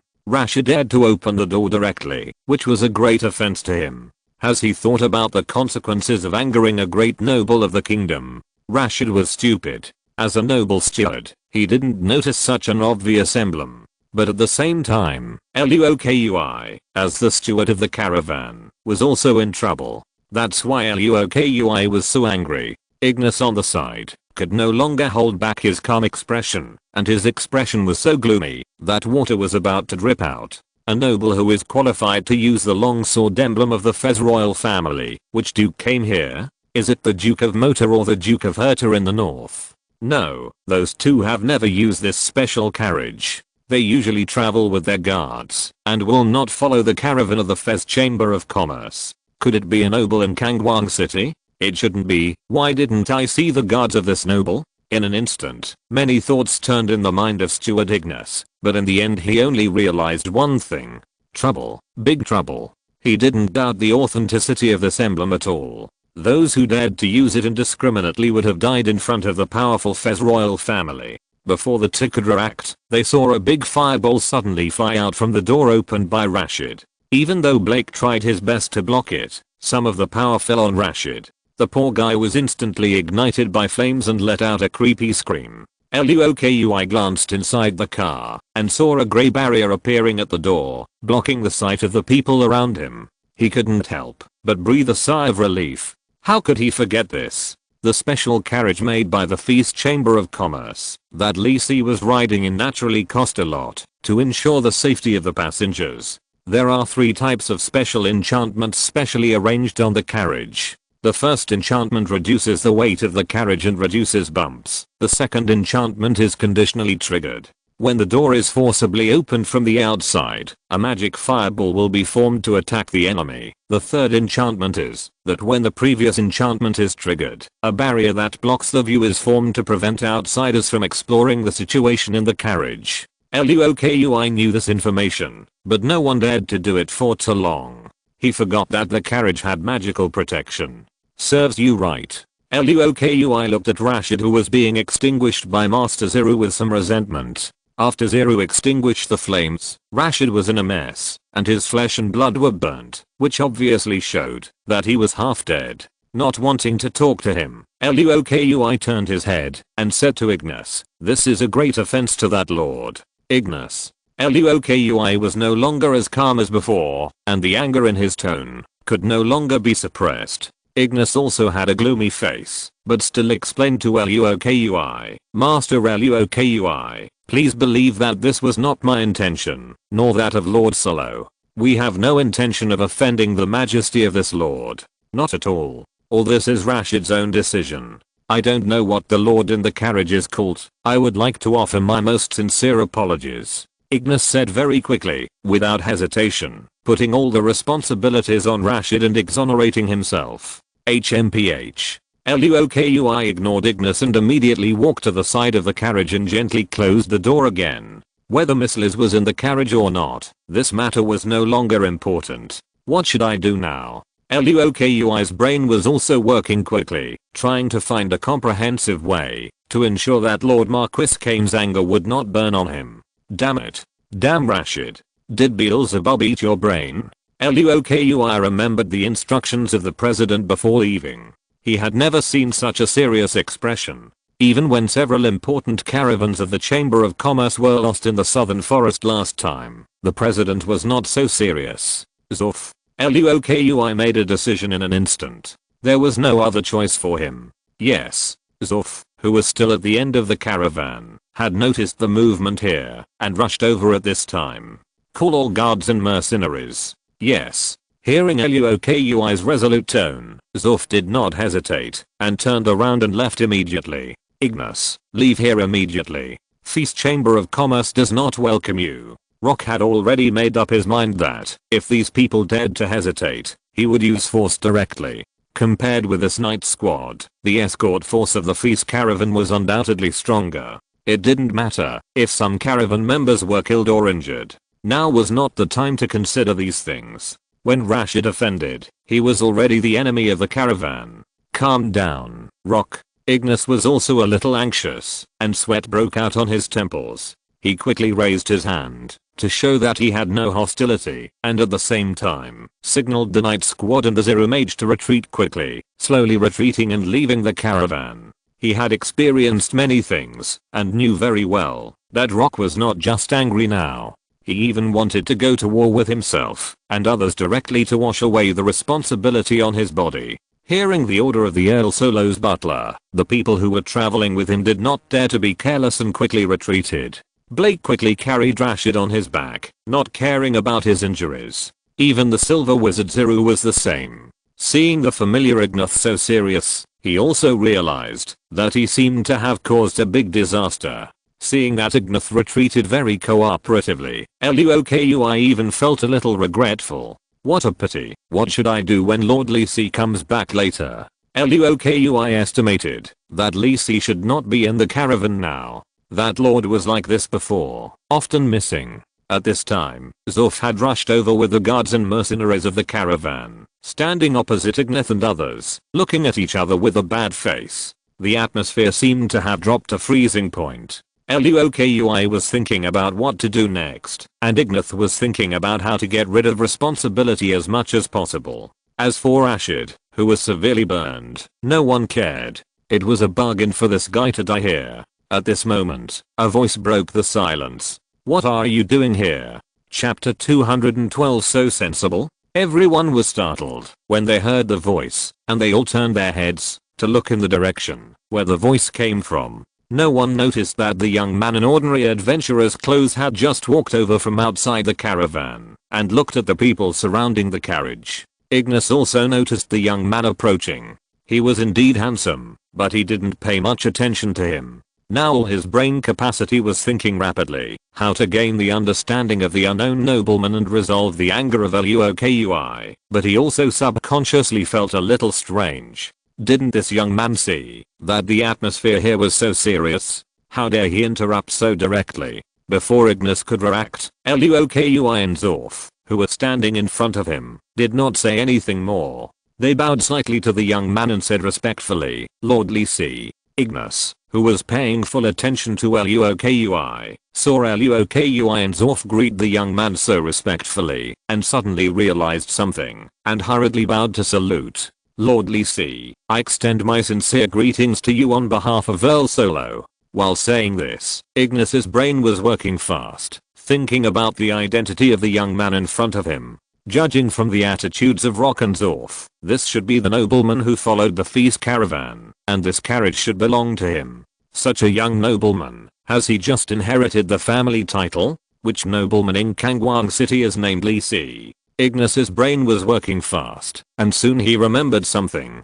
The new Marquis Kane? Earl Solo held a piece of parchment in his hand, frowning as if thinking about something. "My lord, is there any new information?" Ignis, standing on the side, looked at Earl Solo's troubled look and asked respectfully. "This place is the secret study of Earl Solo's castle, and only Earl Solo, the Earl's eldest son and Ignis's butler can enter this place. The kingdom is going to change." Count Solo sighed, handed the information in his hand to Ignis, and casually took out a Danaman cigar produced in the south of the continent from the silver cigar box on the table. This is a precious cigar from the Danaman region of the southern Pule Kingdom, famous for its special nuts and honey aroma. An authentic Danaman cigar is sold for 10 gold coins in Kangwang City. Gently cut the brown cigar cap with a small golden scissors. Count Solo struck a match, waited for the sulfur on the match to burn out, and then slowly used it to light the cigar. This is to avoid the smell of sulfur affecting the original flavor of the cigar. Count Solo patiently used 3 matches before lighting this precious Danaman cigar. Count Solo did not put the cigar directly into his mouth, but leaned on the soft leather sofa with the cigar in his right hand, letting the light blue smoke produced by the burning Danaman cigar linger around him. Ignis knew that this was Count Solo's habit when he was thinking seriously. Without saying much, he checked the information in his hand. The descent of the Lord of all Beasts in Brilliant Light City, the assassination incident during the sacrifice festival, the kingdom declared war on the Birditch Kingdom. Just by glancing at it, Ignis understood why Count Solo was lost in thought. This was a major event that would affect the future development of the kingdom. As one of the important nobles in the northern part of the kingdom, Count Solo naturally had to carefully consider the relationship between them and sort out his thoughts. Ignis also soon noticed that a name appeared many times in this information. Arcane? Ignis murmured. He had no impression of this name. But this was not normal. He had a special memory for all the important nobles in Brilliant Light City. This newly appointed Marquis Kane is not simple. Count Solo, who was leaning on the sofa, sighed and said, "As far as I know, he is also the new student of the Flame of Judgment." Ignis listened quietly to Count Solo's words and kept this important information in mind. "It would be great if I could have a chance to meet this Marquis Kane," Earl Solo said. "Well, Lord Earl, now I have seen him." Ignis, who bowed, almost couldn't hold back his expression. He didn't expect that the name he had just learned from Earl Solo a few days ago would now appear in front of him. Damn it. Ignis regretted it very much. If he knew that the great noble in the caravan was Marquis Kane, he would not have come here at all. This is a more troublesome existence than the Dukes of Kangwang City. As a member of a real noble family, they have different rules of the game from those court nobles in Kangwang City. The level of the noble title, the size of the territory, and the amount of family wealth. All of these are indeed very important, but strength is the most important foundation. Because every real lord and noble, while enjoying rights, must shoulder the responsibility of protecting the security of the territory, and this is even more true for border lords, who must also face the invasion of neighboring countries. Ignis, who had read the detailed information from Count Solo, knew that Count Kane was not only a disciple of a legendary wizard, but also a genius who could break through the legendary realm. This was one of the people who must not be made enemies. Lord Lee C. Just now, Luokui was about to explain what happened when he was interrupted by Ignis. Lord Lee C. I'm very sorry. Ignis bent his waist even lower. He knew that he needed to do everything possible to explain the situation to his family and resolve the hostility of the Marquis Kane. I'm Count Solo's butler, Ignis. Today, at the request of Viscount Kuka, I and Master Zero helped to find Viscount Kuka's lost daughter, Miss Liz. Ignis lowered his head and thought about using the most euphemistic words. Just now, we came to the caravan under the leadership of Rashid, the butler of Viscount Kuka. Our original intention was just to find out whether Miss Liz was in the caravan, but I didn't expect Rashid to be so crazy. He forced open the door of the carriage you used and was injured by magic. This is a great offense to you, but please believe that this is not our intention. Rashid is entirely to blame, but I didn't have time to stop him, so I'm also responsible. I express my most sincere apologies to you. Lord El Solo is willing to pay a price that will satisfy you. Just please forgive my offense. Oh. Lee C glanced at the old butler in front of him and smiled. So sensible.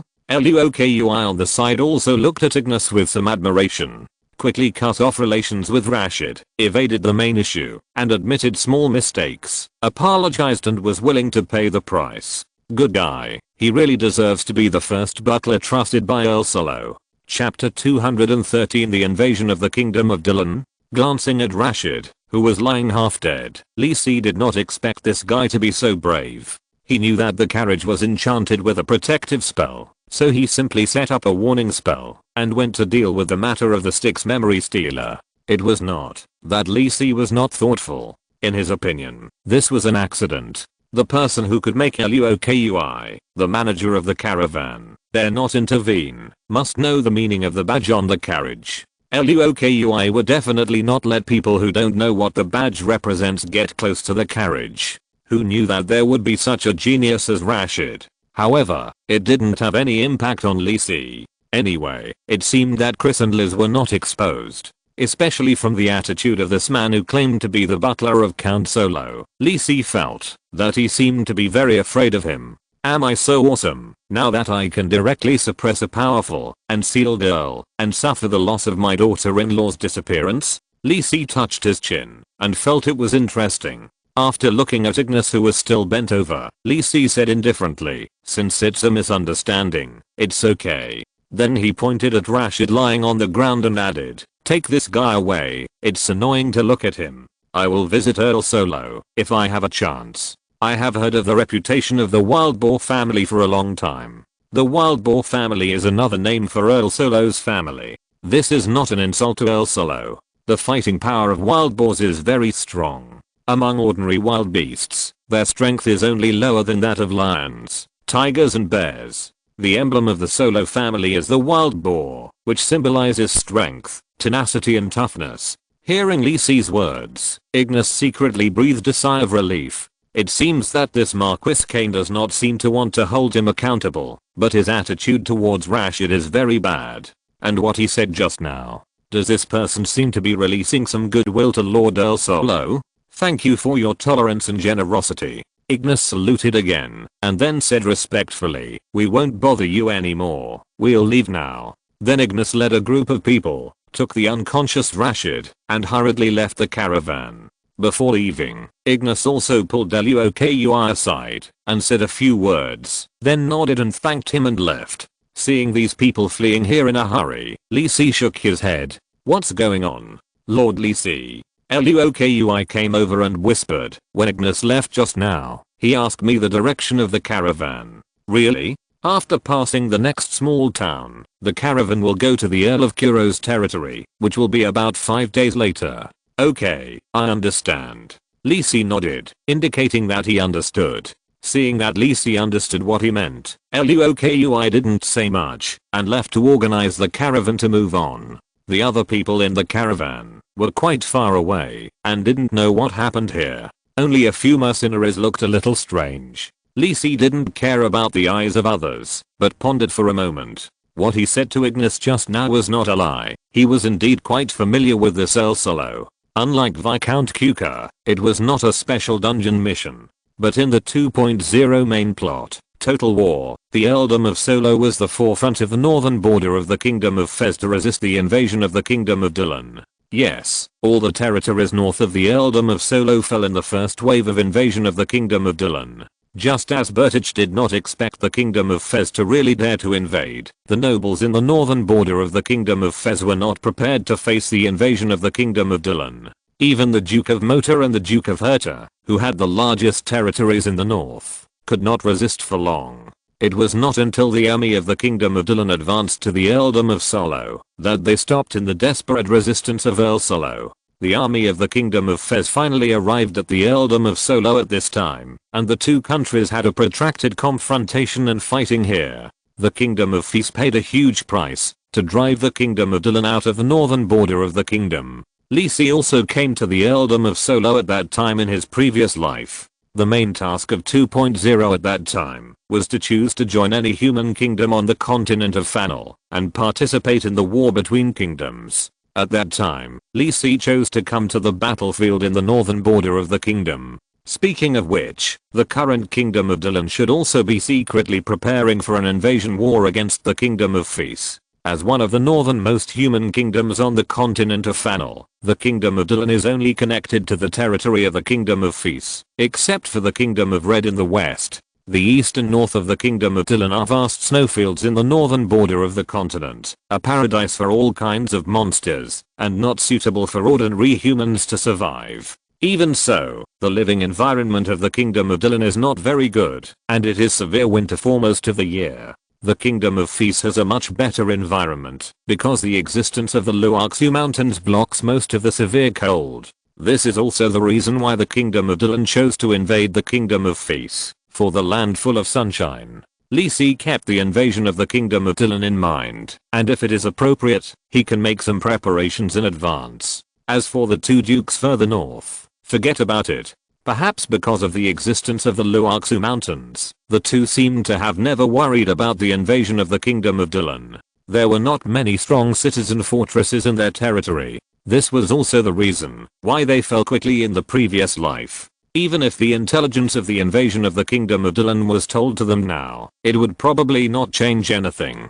In comparison, the location of the Eldom of Solo is much better. It is located in the core area of the northern border of the kingdom, and the support of the kingdom can arrive here faster. The strength of the Eldom of Solo is also strong enough. Under the leadership of El Solo, the well-trained army and the strong city walls have become a strong shield against the invasion of the Kingdom of Dylan. It can be used to pass the news of the upcoming invasion of the Kingdom of Dylan to El Solo and the people in Kangwang City. If Lisi remembers correctly, the Kingdom of Dylan has a special intelligence base in the Eldom of Solo. This is a good opportunity. We can't blame the prophet for everything. Having solid evidence can also make the Kingdom of Fez more convinced and prepared. Let's talk about it when we get to the Eldom of Solo. Lisi shook his head and got on his carriage. It's okay. Lisi looked at Liz and Chris, who were wearing thin pajamas, and shrugged. Sorry to bother you, Lord Lisi. Chris said after a moment of hesitation. She saw everything that happened under the carriage just now, and now she also realized that she seemed to have met an important person. Since I promised you, I will naturally keep my promise. Lisi waved his hand and said at the same time, this matter should end here, and Count Kuka and Count Solo should not pursue it anymore. When you are free, you two can also get off the car and take a walk. Thank you, Liz said in a low voice, her light pink eyes staring at Lisi, as if she wanted to remember his appearance in her heart. Chapter 214, Forbidden Love. After the people of Count Solo and Viscount Kuka left, the caravan resumed its normal progress. Most people didn't care about the little episode during the journey. At most it just gave them some topics to talk about. At the same time, the appearance of Liz and Chris added a different color to the caravan. After getting permission from Liz and Chris often got off the car to walk around when the caravan was resting and stationed. Liz, who put down her burden, smiled brightly. She had lived in Cuca City since she was born, and she was curious about all kinds of new things during the trip, running around happily. Chris didn't care much, she preferred to stay in the carriage, but she was worried that Liz would be in danger, so she followed Liz all the time. It was pitiful that there were almost no women in the caravan, because the hardship of the long distance journey made the caravan almost full of pure men, and they could only find a chance to relax when they passed through the town. So they were quite friendly to Liz and Chris. How pleasing to the eye. Of course, looking at their temperament and clothes, we knew they were not ordinary people, so they naturally did not dare to have any bad intentions. The boring and ordinary caravan journey passed like this for a few days. Because he gave the carriage to Liz and Chris, Lisi did not return to the carriage to rest, but took out a tent from the storage ring and mixed with the White Wolf mercenary group. The attitude of those mercenaries towards Lisi was a little more respectful, but Lisi did not care too much. During the break that day, Fink quietly approached Lisi, who was chewing dried fruit, and asked in a low voice, "Lisi, can I ask you something?" Lisi looked at Fink in a strange way. Why did this usually careless guy act so mysterious? He said, "What is it first?" Then Lisi saw Fink scratching his head shyly, and asked with a wondering look, "Those two young ladies, I think they got off the carriage of your noble master. I want to ask, what is the relationship between those two and the one in your family?" Fink seemed a little embarrassed after saying that, and lowered his head, and dared not look at Lisi. Is this kid in love? Lisi realized something, and looked at Fink in surprise. "Don't worry, those two have nothing to do with my master." A smile appeared on Lisi's face, and he continued to add, "To be precise, there are only those two young ladies in the carriage now, so you don't have to worry about the others." Oh. Fink breathed a sigh of relief after getting a positive answer, and seemed to be relieved. Lisi nudged Fink, who was sitting next to him, and asked with a smile, "What's wrong? Did you like one of them?" No, don't talk nonsense. I'm just curious." Seeing Fink, who almost jumped up, Lisi's smile gradually widened. "Which one? I know the information about those two ladies. If I'm in a good mood, I might tell you." Looking at Fink, who was embarrassed and hesitant, Lisi had turned into a funny person. The smile did not disappear, but just moved to my face. "By the way, did the leader of the Blood Wolf Knights in the previous life have a wife?" Thinking of the senior NPC who had a dead face all day, Lisi felt that no one would be interested in him. Fink, who had been struggling for a long time, finally couldn't resist Lisi's temptation and whispered, "The blonde lady Liz." Lisi shook his head and couldn't help feeling sorry for Fink. If Fink liked Chris, there would be some possibility, but there was almost no hope for Miss Liz. It was not the difference in status, but the problem of Liz Cuca herself. Lisi had some doubts when he saw Miss Liz for the first time. The light pink eyes and the yearning for special love were not normal. To be honest, Chris could only be regarded as being turned gay by Liz at best. In the past 2 days, Lisi secretly tested it and finally confirmed his guess. Because Liz is just an ordinary person now, Lisi can see her panel clearly. The other attributes are at the level of ordinary people, and the only special thing is Liz's talent. Forbidden love. Gold level talent. You are born to yearn for forbidden love that ordinary people don't understand. Mysterious attribute plus 30%, and some special skills are improved. As your strength increases, your attraction to certain beings will increase accordingly. A very special talent, which is very consistent with the characteristics of the mysterious attribute. The mysterious attribute is a very special existence among the 6 basic attributes. It is different from other attributes, and has almost no unique external manifestations. At the same time, the professions related to the mysterious attribute are almost all purely based on talent, such as the professions of prophet and divine mind. It is almost impossible for people without talent to master this kind of special profession. This is also one of Lisi's troubles. He has not yet decided what the basic professional expertise corresponding to his mysterious attribute is. However, Lisi doesn't want the talent of forbidden love even if it is given for free. This kind of special talent will subtly influence the owner's thinking since it awakens, making his thoughts slowly approach the talent. It can be said that this is the nature of the owner, but it will also bring considerable pain to the talent owner. For example, Liz's love view is different from that of ordinary people, which may bring considerable pain. She has to bear all of this by herself. Without determination and perseverance, she may be crushed by this invisible pressure. This is also a common problem in extraordinary professions with mysterious attributes. Either strive to achieve transcendence, or degenerate into a pervert or a monster. It is too difficult to restrain this impulse from talent, and all those who successfully overcome it will have great achievements in the future. Speaking of which, regarding Liz's forbidden love talent, Lizzie knows a more suitable extraordinary route for her. That is to become a clergyman of Love and Beauty Goddess Freya. Love and Beauty Goddess Freya is a chaotic and kind goddess of the human camp. Her clergy are love, beauty, sexual desire and fertility. She is a medium-powered god. She prefers people like Liz who yearn for different love, so Liz can become a believer of this goddess and embark on the path of transcendence. This goddess is relatively normal among the goddesses of love in history. Her believers promote the beauty of love and fertility, and other than that, she is no different from other Orthodox churches. Lisi still remembered that he had done a special mission in his previous life, which involved the love goddess Shuna of the previous generation. The scene of the church's sacrifice was not shocking, but it was smoky. Thinking of this, Lisi could only pat Fink's shoulder in a comforting way, and told him some information about Liz with reservations. Young man, work hard. How can you grow up without experiencing setbacks? Chapter 215 North Wind City. Earl Solo's territory, North Wind City.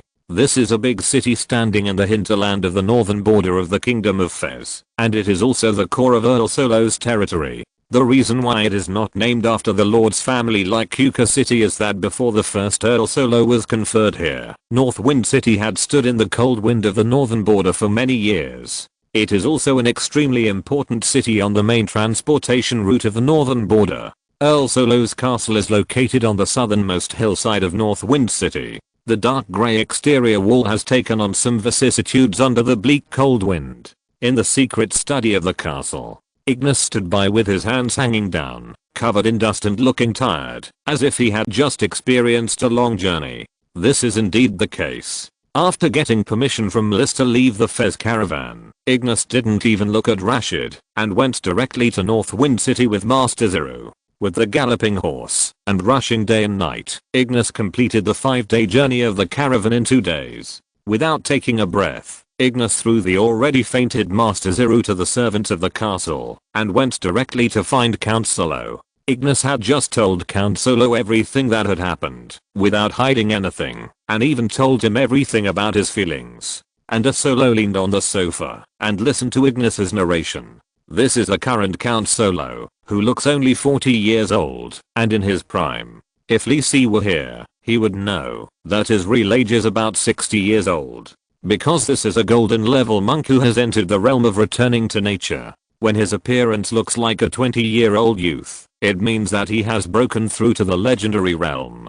Just like that, Broken Mountain, Ivan Dean, Anda rubbed his temples, and had a headache. He took out a Danamon cigar from the cigar box, but this time, he did not light it, but held it in his hand, and knocked it up and down. Ignis did not say anything, but just stood quietly by. The room was so quiet, that only a few breathing sounds and the whistling of the north wind in the cracks of the window seemed to be left. The light fragrance of the bookshelves made of ironwood trees, which are unique to the northern border of the Kingdom of Fez, and the books on them lingered in the study, bringing a hint of tranquility. After a long time, Anda Solo spoke to Ignis. Sit down. You must have worked hard to come back in such a hurry. Ignis just bowed slightly when he heard this, and did not sit down to rest. As the butler of the Solo family, it is his rule to always strictly demand himself. Anda did not care. The butler had followed him since he was a child, so he naturally knew his character. He shook his head and said, "You did a good job, no problem."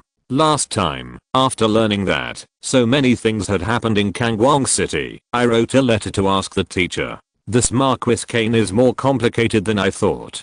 Anda sighed, lit the cigar in his hand, took a puff, raised his head, and leaned on the sofa. slowly exhaling like blue smoke. Ignath, go prepare some gifts, something expensive. Arrange someone to send it to Viscount Kuka and cancel Rayna's engagement. I didn't expect that Marquis Kane would come to the north at this time. Is there something big going to happen? Anda couldn't help but not care. As far as he knew, Marquis Kane was deeply involved in the major events that happened in Kangwang City. He came to the north when the Kingdom of Fez and the Kingdom of Burdich declared war. Is there something special? It shouldn't be. If there was something, the teacher should have specifically reminded me. It's a troubled time, Anda sighed and felt a headache. To be honest, he didn't care about the engagement. If his eldest son Rayna hadn't been addicted to magic, he wouldn't have agreed to marry Viscount Kuka's daughter. After all, Rayna was over 40 years old and still hadn't married. He almost regarded magic as his wife. Also, you said that Lacey Kane will arrive in North Wind City in 5 days, right? Yes, Luokui, the head of the feast caravan, told me so. It will probably be 3 days later. Ignace nodded and replied. Prepare a dinner. I want to invite this Marquis Kane to attend. Anda instructed lightly. Since Lacey will arrive in a few days, we can test him a little at that time. Yes, Lord Anda. Ignace nodded to indicate that he knew, and then asked hesitantly, Lord Anda, what about Master Rayna? Don't worry about him. Anda said unhappily, the engagement is cancelled. He won't be happier, this kid. Even though Rayna is already 40 years old, in Anda's eyes, he is still a brat without a family. Got it, Lord Anda, then I will go and make arrangements first. Ignace bowed and gently closed the door, and left the study. Monitor the movements of the Kingdom of Dylan? Anda sighed and frowned. Alas, this task assigned by the teacher is really not easy. A basement somewhere in North Wind City. Lord Seth, why are you in North Wind City? The middle-aged man in civilian clothes invited Seth, who was wrapped tightly in a black cloak, into the house, and asked in a low voice. This is a task assigned by His Majesty the King and Lord Dana. Don't ask too much. Seth said in a low voice, with a hint of warning in his words. Yes, Lord Seth, I offended you. Hurriedly bowed his head to admit his mistake. Seth was his immediate superior, the leader of the intelligence organization of the Kingdom of Dylan lurking in the northern border of the Kingdom of Fez, so he naturally did not dare to disobey the order. Bring all the intelligence collected recently, especially the movements of the Kangwang City and the nobles in the northern border. Seeing Er's obedient appearance, Seth nodded and said, yes, sir. Replied immediately, and then hesitated. Lord Seth, the previous intelligence is stored here, but the intelligence from other bases in the past 2 months has not been sent here yet. This? Seth frowned. The intelligence base in North Wind City is quite special. Because of its special geographical location, the intelligence bases deployed by the Kingdom of Dylan in the southern part of the northern border will send intelligence here, and then send it back to the kingdom. Lord Dana asked me to bring all the recent intelligence back, and it would be inappropriate to miss this part. How long will it take to collect all the intelligence? Upon hearing this, Wooer immediately replied, I will notify you now. It is estimated that it will only take 5 days for the farthest base to send it here. 5 days, it's okay, it's better than going to those bases in person to get intelligence. Although most of the intelligence collected by each base is useless, many times, the most critical intelligence is hidden in inconspicuous little things. This is Seth's experience in intelligence work for many years. Then I will wait for a few days, you bring all the intelligence here first, I want to take a look first. Yes, Lord Seth. Chapter 216, Count Solo's Invitation. The days of the caravan travel passed quickly, but Lacey was not bored. Because he had new fun. Every day, he would grab a handful of melon seeds or nuts, sit aside with a smile, and watch Fink awkwardly show his affection to Liz. Liz, the little girl, did not realize it at first, but after several times, she quickly understood Fink's intentions. But she was immature, and did not know how to respond to Fink, so she asked Chris to come forward later. Fink did not give up, and continued to work hard for his first love. After eating the melon seeds in his hand, Lacey patted Fink's shoulder with satisfaction, encouraged him, and then walked to the carriage of the White Wolf Mercenary Corps, lay on it, and began to meditate on the Arcane model. Soon, the feisty caravan arrived at Bifeng City. The long queue of people entering the city was lined up under the black iron wall. The neatly dressed guards were carefully and responsibly checking the travelers and carriages who wanted to enter the city, and the clerks on the side were keeping accounts and collecting entrance fees. This looked more formal than all the noble territories along the way. As expected, the Solo family is the backbone of the north. At this time, the clerk who was registering at the city gate saw the feast caravan and his face changed. He immediately stepped forward to greet them respectfully. "Excuse me, are you from the feast caravan?" "Yes, what can I do for you?" Luokui was a little curious. This had never happened before. When he came to Northwind City, Lord Solo has ordered that, if your caravan comes, you don't have to pay the city entry tax, and can enter the city directly. If there is nothing else, please enter the city directly. Is your caravan still staying at Old Jackson? Looking at this clerk who was obviously a little too enthusiastic, Luokui seemed to realize something, smiled and nodded and said, "Then I'll trouble you." The clerk nodded and quickly asked the city guards to clear the passage into the city. The small merchants and travelers who were invited to the side did not care much, but looked at the people of the feast caravan with a more curious look. In Bifeng City, with Count Solo there, ordinary people like them don't have to worry about being blackmailed. It just takes a little longer. The clerk pulled over a city guard captain in black armor, whispered a few words, and then walked to Luokui's side, and walked towards the hotel side by side. Bifeng City is one of the most important hub cities in the northern border of the Kingdom of Feast. From here, the terrain will not be as flat as before. The gradually undulating hills and mountains divide the northernmost part of the kingdom into large and small territories. It is also from here that the grassland begins to be replaced by coniferous forests dominated by pine and fir trees. Similarly, various special products in the north, such as precious medicinal materials, animal skins and minerals, also converge in Bifeng City. Under the guidance of the current Count Solo, Bifeng City has become a must-go place for many passing caravans. At the same time, he spent a huge amount of money to hire several dwarf masters to build the largest weapons and equipment forging workshop in the northern border of the kingdom in Bifeng City. As a result, Northwind City became more and more prosperous, and El Solo became one of the richest nobles in the north. Sufficient financial resources also enabled him to build a strong enough army and solid city defense. Many people did not understand the Earl's foresight until the invasion of the Kingdom of Dylan. Soon, the caravan arrived at today's destination, the Old Jack Inn. This is the largest hotel in Northwind City, which specializes in providing services for passing caravans. The waiter of the Old Jack Inn seemed to have been notified in advance. As soon as Luokui and others arrived, they arranged everything quite well, so he didn't have to worry about it at all. While the waiter was busy arranging the caravan to check in, the clerk quietly pulled Luokui aside and asked that Lord Lisi should be in the caravan now, right? Lord Ignis has already told me that I have been waiting at the city gate these days. Luokui looked as if it was just as he expected, and then nodded silently. After getting the confirmation, the clerk whispered, "I have to trouble you again. Lord Solo may come here later to invite Lord Lisi to attend the party specially held in the castle. So, okay, I will inform Lord Lisi." Luokui naturally understood what the clerk meant.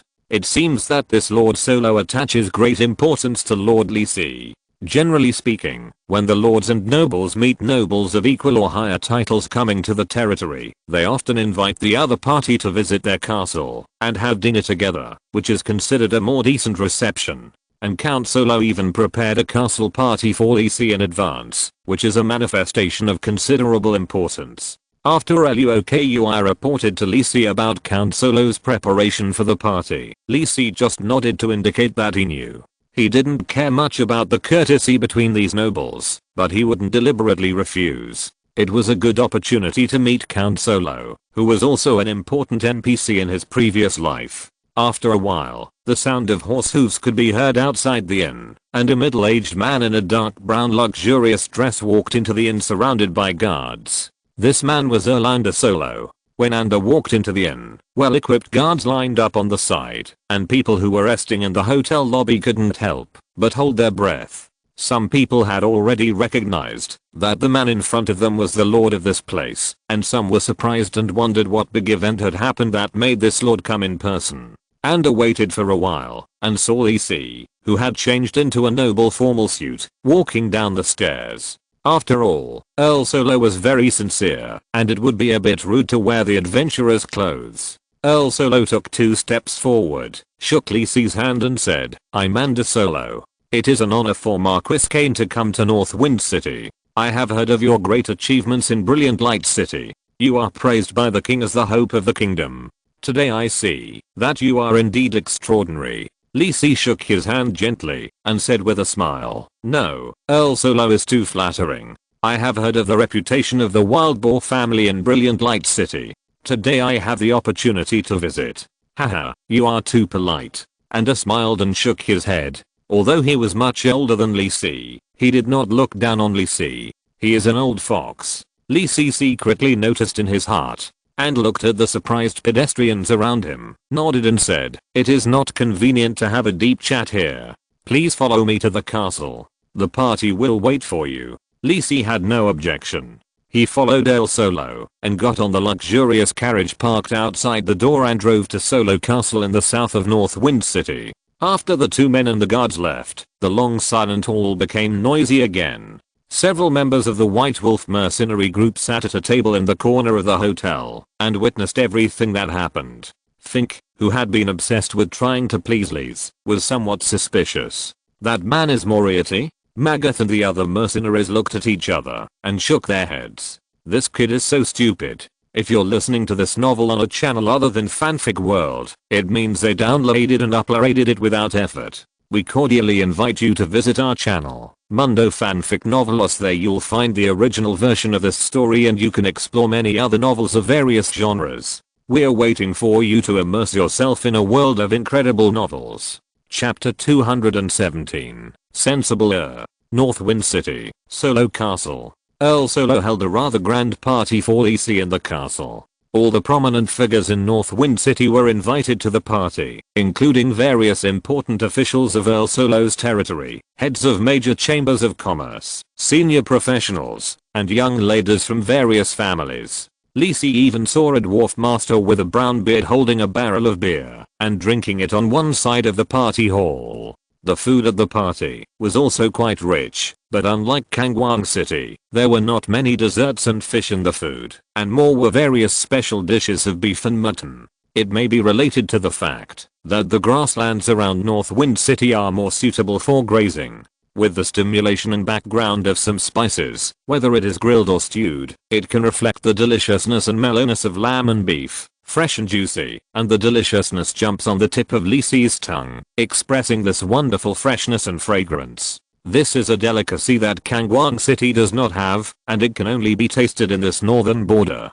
Just like the Yeruplane, which is closer to the southern countries, the characteristics there are delicious desserts and delicacies made from special fruits and vegetables. While enjoying the food, Lisi also talked with the prominent figures in Bifeng City accompanied by Count Solo. Although Lisi doesn't like this kind of communication, it is also an indispensable part of the life of the nobles. More importantly, unlike the first time he attended the party at Mora's house, Lisi is now the core and focus of the entire party. Naturally, a group of people flatter Lisi, hoping to get closer to this popular noble. Especially the heads of the Feast Chamber of Commerce and the Kangwang Chamber of Commerce. They are quite enthusiastic and respectful to Lisi. Lisi knows the purpose of these people, but he doesn't care.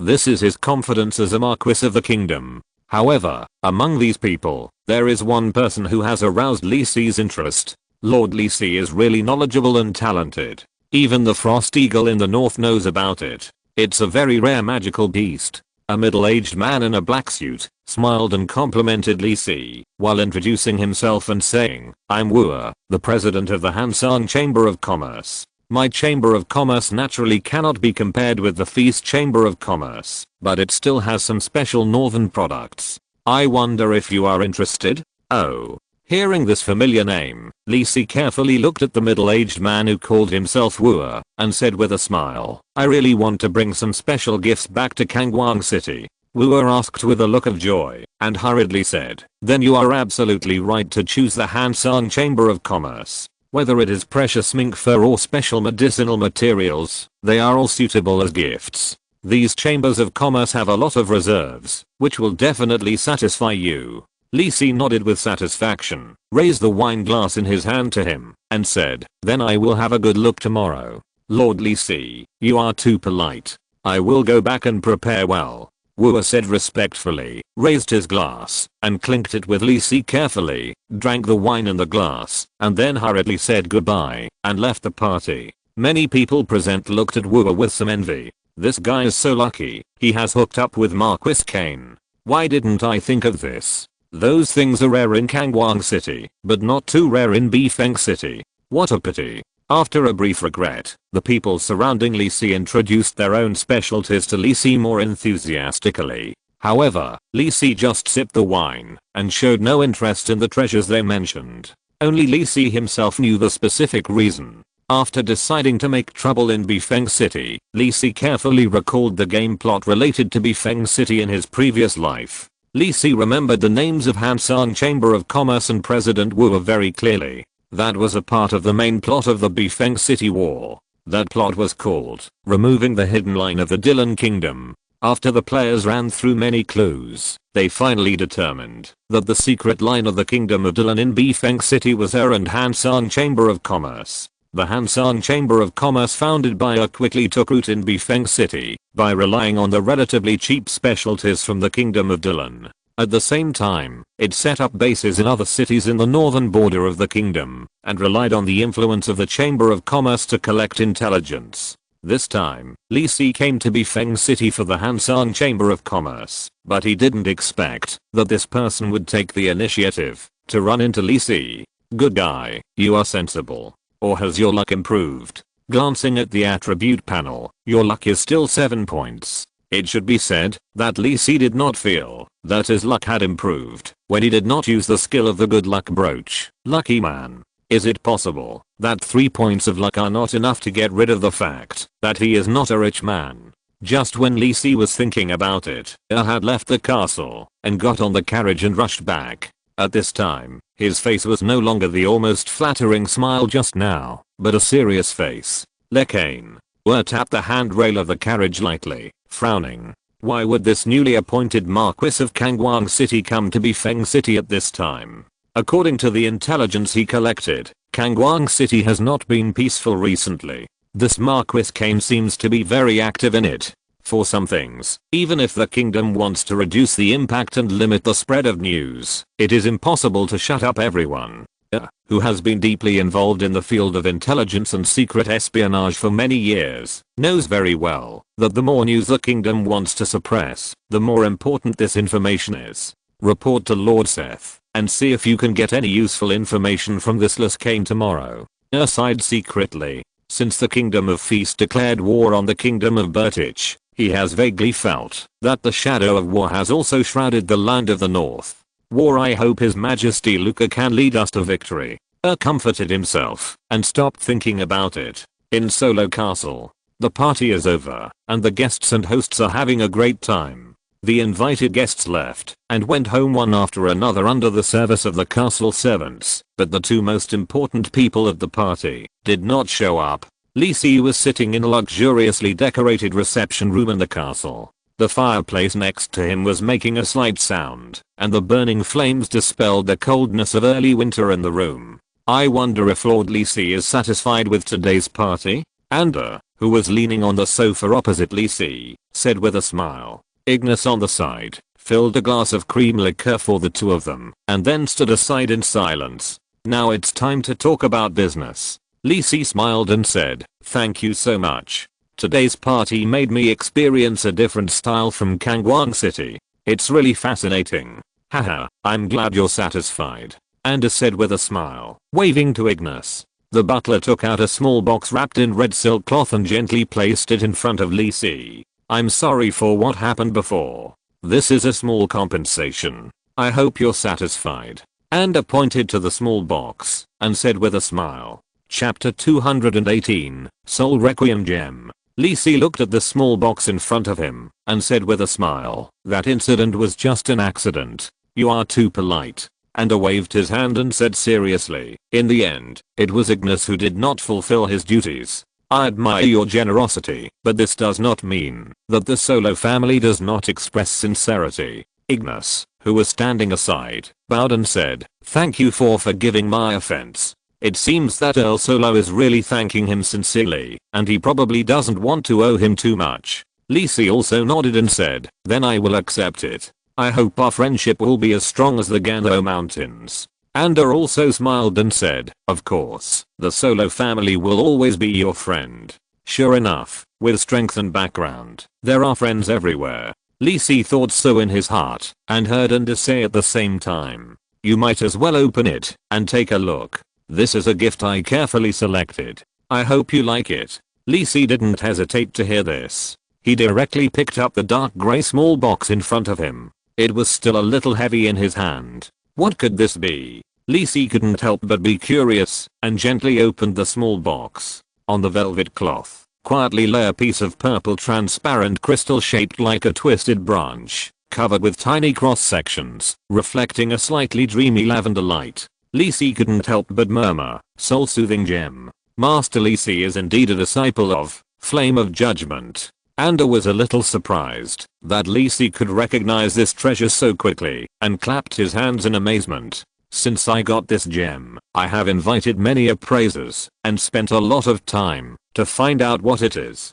I didn't expect you to recognize it at once." Li Si gently took the purple gem out of the box and put it in his hand to appreciate it carefully. It was obviously just a small piece of gem, but its weight was quite amazing. Even 2 or 3 times the same volume of metal iron. Looking carefully at the cross-section of the gem, the reflected light seemed to be slightly distorted. Without the system identification, Li Si was sure that this was a genuine, soul-soothing gem. Li Si was able to recognize it because he had gotten the Requiem gem by chance in his previous life and finally sold it for 100,000 gold coins, a big profit. So he was very impressed. Requiem gem is different from the Azure gem and Emerald gem in Li Si's hand. The power contained in it is not various elemental powers, but a special soul power. Similarly, Requiem gem is not produced from elemental crystal mines and gem mines. It may be born in any corner of the world.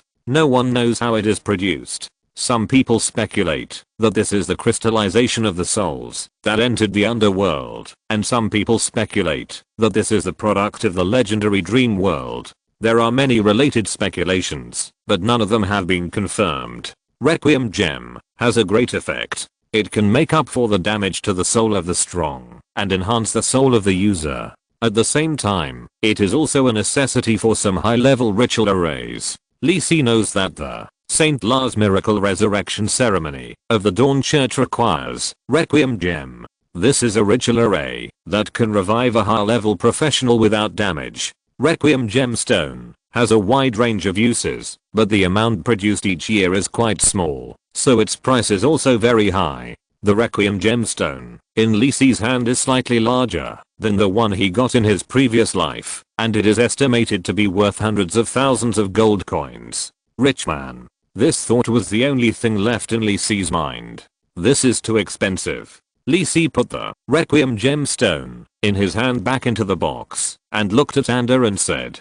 Anda looked indifferent and said, "This treasure was found in my territory. It is of no use to me. It happens that you are a mage, so I will borrow flowers to offer to Buddha." Li Si hesitated for a moment, nodded, and honestly put away the small box containing the gemstone. "You are worthy of being the mainstay of the northern border of the kingdom, Earl Solo. I'm optimistic about you." Speaking of which, Earl Solo's gift is a bit too generous, and it has completely exceeded the level of apology. I owe Earl Solo a favor.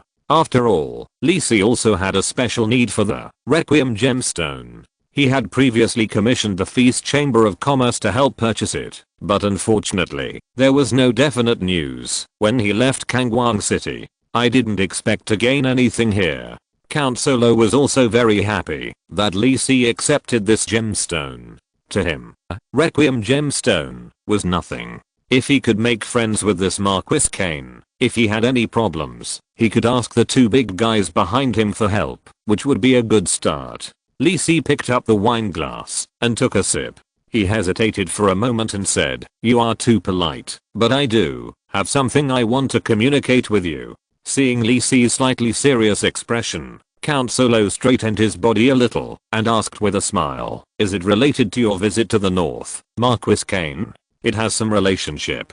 Li Si was silent for a moment and organized his words. "You know that the kingdom declared war on the kingdom of Birdage." When Ender heard that Li Si was talking about this, he immediately became serious, nodded slightly and said, "Of course, as a board noble, I have been paying attention to this war. I heard that Duke Baird has broken through the city of Baru and advanced towards the heart of the kingdom of Birdage. Duke Ram has also broken through the blockade of Danai Pass. The war is going very smoothly." Hearing that Ender was very clear about the intelligence of the war in the eastern border of the kingdom, Li Si was not surprised and continued, "The war has already started, so it will naturally not be limited to the eastern part of the kingdom." When Ender heard what Li Si said, he was silent for a moment and said cautiously, "You mean there will be a war in the north?" Li Si looked at Ender with a smile and said calmly, "Isn't that the task that Lord Ivan gave you, to keep an eye on the Dylan kingdom in the north?" And looked at Li Si suddenly, paused for a moment, raised his hand to touch his hair, to cover up his gaffe, and said seriously, "I didn't expect that Marquis Kane even knew this. His Majesty the King really trusts you." Li Si shrugged. "Our king probably didn't know that I came to the north. I can't say that I knew it from the main storyline mission in my previous life, right? Ender Solo is a disciple of the legendary monk, Broken Mountain, Ivan Dean of the Kingdom of Feast. He can be said to be a royal noble with a good family background, and is deeply trusted by the King of Feast. Because of the special nature of his family's territory, when he left the capital and returned to his family to inherit the title, King Morton told him to secretly accumulate strength and guard against the Dylan Kingdom." Chapter 219 Get ready to take action. "Ha, Li Si, since you chose to say it now, is there any special situation?" Ender calmed down and looked at Li Si seriously. In his opinion, since Li Si knew his identity, he was naturally trusted by His Majesty the King and stood in the same camp with him, so his words were much closer. But at the same time, Ender believed that Li Si would not easily point out the relationship between him and the royal family to gain trust, unless it came to a critical moment. If Li Si just said it unintentionally, then this Marquis Kane was too tactless. Li Si put the wine glass in his hand on the table, held the table with both hands, and stared at Ender, and said seriously, "What if I said that the kingdom of Dylan is ready to invade our country?" "Why?" Ender asked calmly. "At least from the intelligence sent back by my spies in the kingdom of Dylan, the kingdom of Dylan has not taken any action in this regard at present. That's because they are waiting." Li Si said affirmatively, tapping the table lightly with his left index finger. "They are waiting for the progress of the war between the kingdom and the Birdage kingdom. They are waiting for the kingdom's power to transfer more to the east. More importantly, they are waiting for the Church of the Gods to respond to this war." Ender felt a little dry at this time, raised his head, and drank the wine in the glass. Because he found that what Li Si said was indeed very possible. Thinking that the war was about to spread from the north, he tightened his grip on the glass. War. As a disciple of Ivan Dean, he had participated in the war of conquest of the other planes organized by the Church of the Gods. The intensity of that kind of battle was not comparable to the previous small fights. Everyone knew that the kingdom of Dylan wanted to obtain more suitable land for survival in the south. Before this, the kingdom of Dylan had always had various disputes and conflicts with the kingdom of Feast on the border, but under the mediation of the Church of the Gods, both sides secretly injured it. To be honest, the living environment of the kingdom of Dylan was indeed too harsh. Although there were many precious minerals, the kingdom of Feast did not want to spend a huge price to fight this war that was unknown. Because of the harsh living environment of the Dylan kingdom, their warriors are quite brave and strong, and their military strength is not much worse than that of the Feast kingdom. But the Dylan kingdom is different. Their desire for the southern land is enough to overwhelm all opposition. Morton Feast, who made the Feast kingdom strong, is also aware of this situation, so he asked Ender to keep a close eye on the Dylan Kingdom. Compared with the two northern dukes, he still trusts Ander Solo, the disciple of Broken Mountain more. They have been preparing for a long time in secret, but when they really have to face the Dylan Kingdom army, Ander still feels a little surprised. Ander does not have much hope for the strength of the two in the north.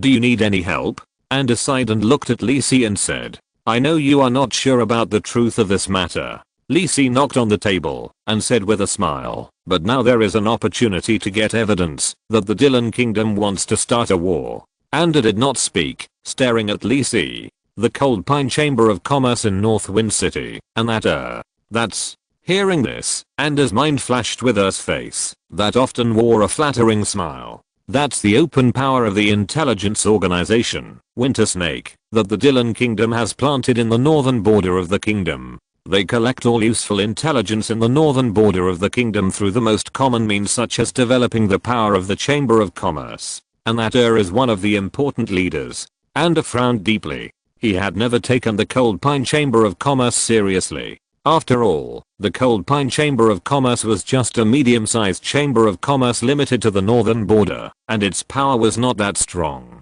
But at the same time, it seemed that the work of collecting intelligence was relatively easy for them. Lisi, just speak up. What do you think? No, just take him down. Lisi said with a smile in his eyes, leaning against the sofa. It's already this time. Do you need a reason to move him? If I'm wrong, I'll take all the responsibility. Hearing this, Ander shook his head and said, no, Lisi, you're joking. You've already helped me a lot by bringing me this news. After all, this happened in my territory, and I should be the one to deal with it. Since His Majesty the King trusts me and has given me many privileges in the north, how can I retreat now? Lisi looked at the Count Solo in front of him, who was beginning to exude murderous aura, and seemed to see the invincible killing monk in the battlefield in his previous life. Just now at the banquet, I have made an appointment with that wooer to go to the Hansang Chamber of Commerce to select goods tomorrow. I think he should accompany me in person. So, when you are sure that wooer is in the Hansang Chamber of Commerce, just take down everyone in the Chamber of Commerce? Ander, who had made up his mind, no longer hesitated and asked. Yes. Lisi continued seriously, don't worry about my self-protection, Ander, I need you to arrange the staff, don't let anyone go. No problem. Count Solo nodded. He had been secretly preparing for a long time, and it was still a simple matter for him to take down the Hansang Chamber of Commerce. Ander thought about it and said, tomorrow, I will take action myself, and there will be absolutely no accidents. This is a major event related to the invasion of the Kingdom of Dylan. Ander thinks it is better not to hold back and make a quick decision. That's fine. Lisi thought about it and then didn't say anything. In the main storyline of the previous life, the only strong men of the Hansang Chamber of Commerce were Wooer and another mage who were silver level, and the others were basically bronze level minions. After all, Winter Snake is just an intelligence organization, good at disguise and lurking, and its strength is not that strong. Count Solo secretly has 2 gold level strong men under his command, and he himself is a high level gold monk, so his strength is naturally beyond doubt. In that case, I will go back today. I hope everything will go well tomorrow. Lisi stood up and prepared to leave. Ander also stood up and held Lisi's hand tightly. No matter what the result is, I still thank you for your help, Lisi. If there is anything in the north, just let me know. Lisi smiled and nodded, and his network of contacts increased by +1. After all, this person will be the Duke of Solo in the north of the kingdom in the future. Ander personally sent Lisi to the gate of the castle, and only turned back after seeing Lisi get on the carriage and leave. Closer. Lord Ander, I'm here. The shadow behind Ander squirmed, and a figure appeared behind Ander. What's the situation with the Hansang Chamber of Commerce? If Lisi was here, he would find that the face of the Earl of Solo was quite ugly, and he was completely different from before.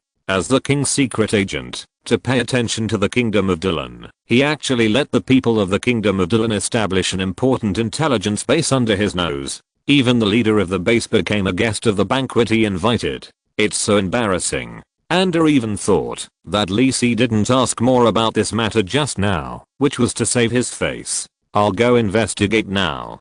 close bowed his head to show his loyalty. Anda thought about it, but still shook his head and said, no need, the truth will be revealed tomorrow anyway, and going now will only alert the enemy. But I don't want this to happen again. Otherwise, what's the point of me having hidden dog? Our Fenelon is so cute. Chapter 220 Lisi is ready to buy for free. North Wind City, Hansang Chamber of Commerce. It was almost noon at this moment, and Lisi chose this time to come to Hansang Chamber of Commerce. After all, as a great noble, being too proactive might arouse suspicion. Welcome, Lord Marquis Kane. Wooer, wearing a black tuxedo, was like an experienced butler at this time, leading a group of people to stand at the door of Hansang Chamber of Commerce to welcome Lisi's arrival. It seemed that they had been waiting here for a long time. Lisi smiled and nodded. It was no wonder that Earl Solo did not find this intelligent space. Wooer's disguise was really good. The Chamber of Commerce is ready. Please follow me. After the salute, Wooer clasped his hands in front of his chest and said to Lisi with a smile. Lisi nodded and followed behind Wooer. There was no need to be too anxious. After entering Hansang Chamber of Commerce, Earl Solo would start to surround this place. Just delay for a while. Wooer took Lisi to a spacious and luxurious room on the second floor of the Chamber of Commerce. Hot black tea and exquisite pastries were already prepared inside, and the fireplace beside it was burning with firewood, warm as spring. Master Lisi, please sit down. Wooer smiled and asked Lisi to sit on the sofa in the main seat of the room, saying, I will go and get the prepared things now. Please wait a moment. After Lisi nodded, Wooer closed the door and left the room, and then he could vaguely hear his voice directing the Chamber of Commerce clerk. Lisi did not touch the things on the table in front of him.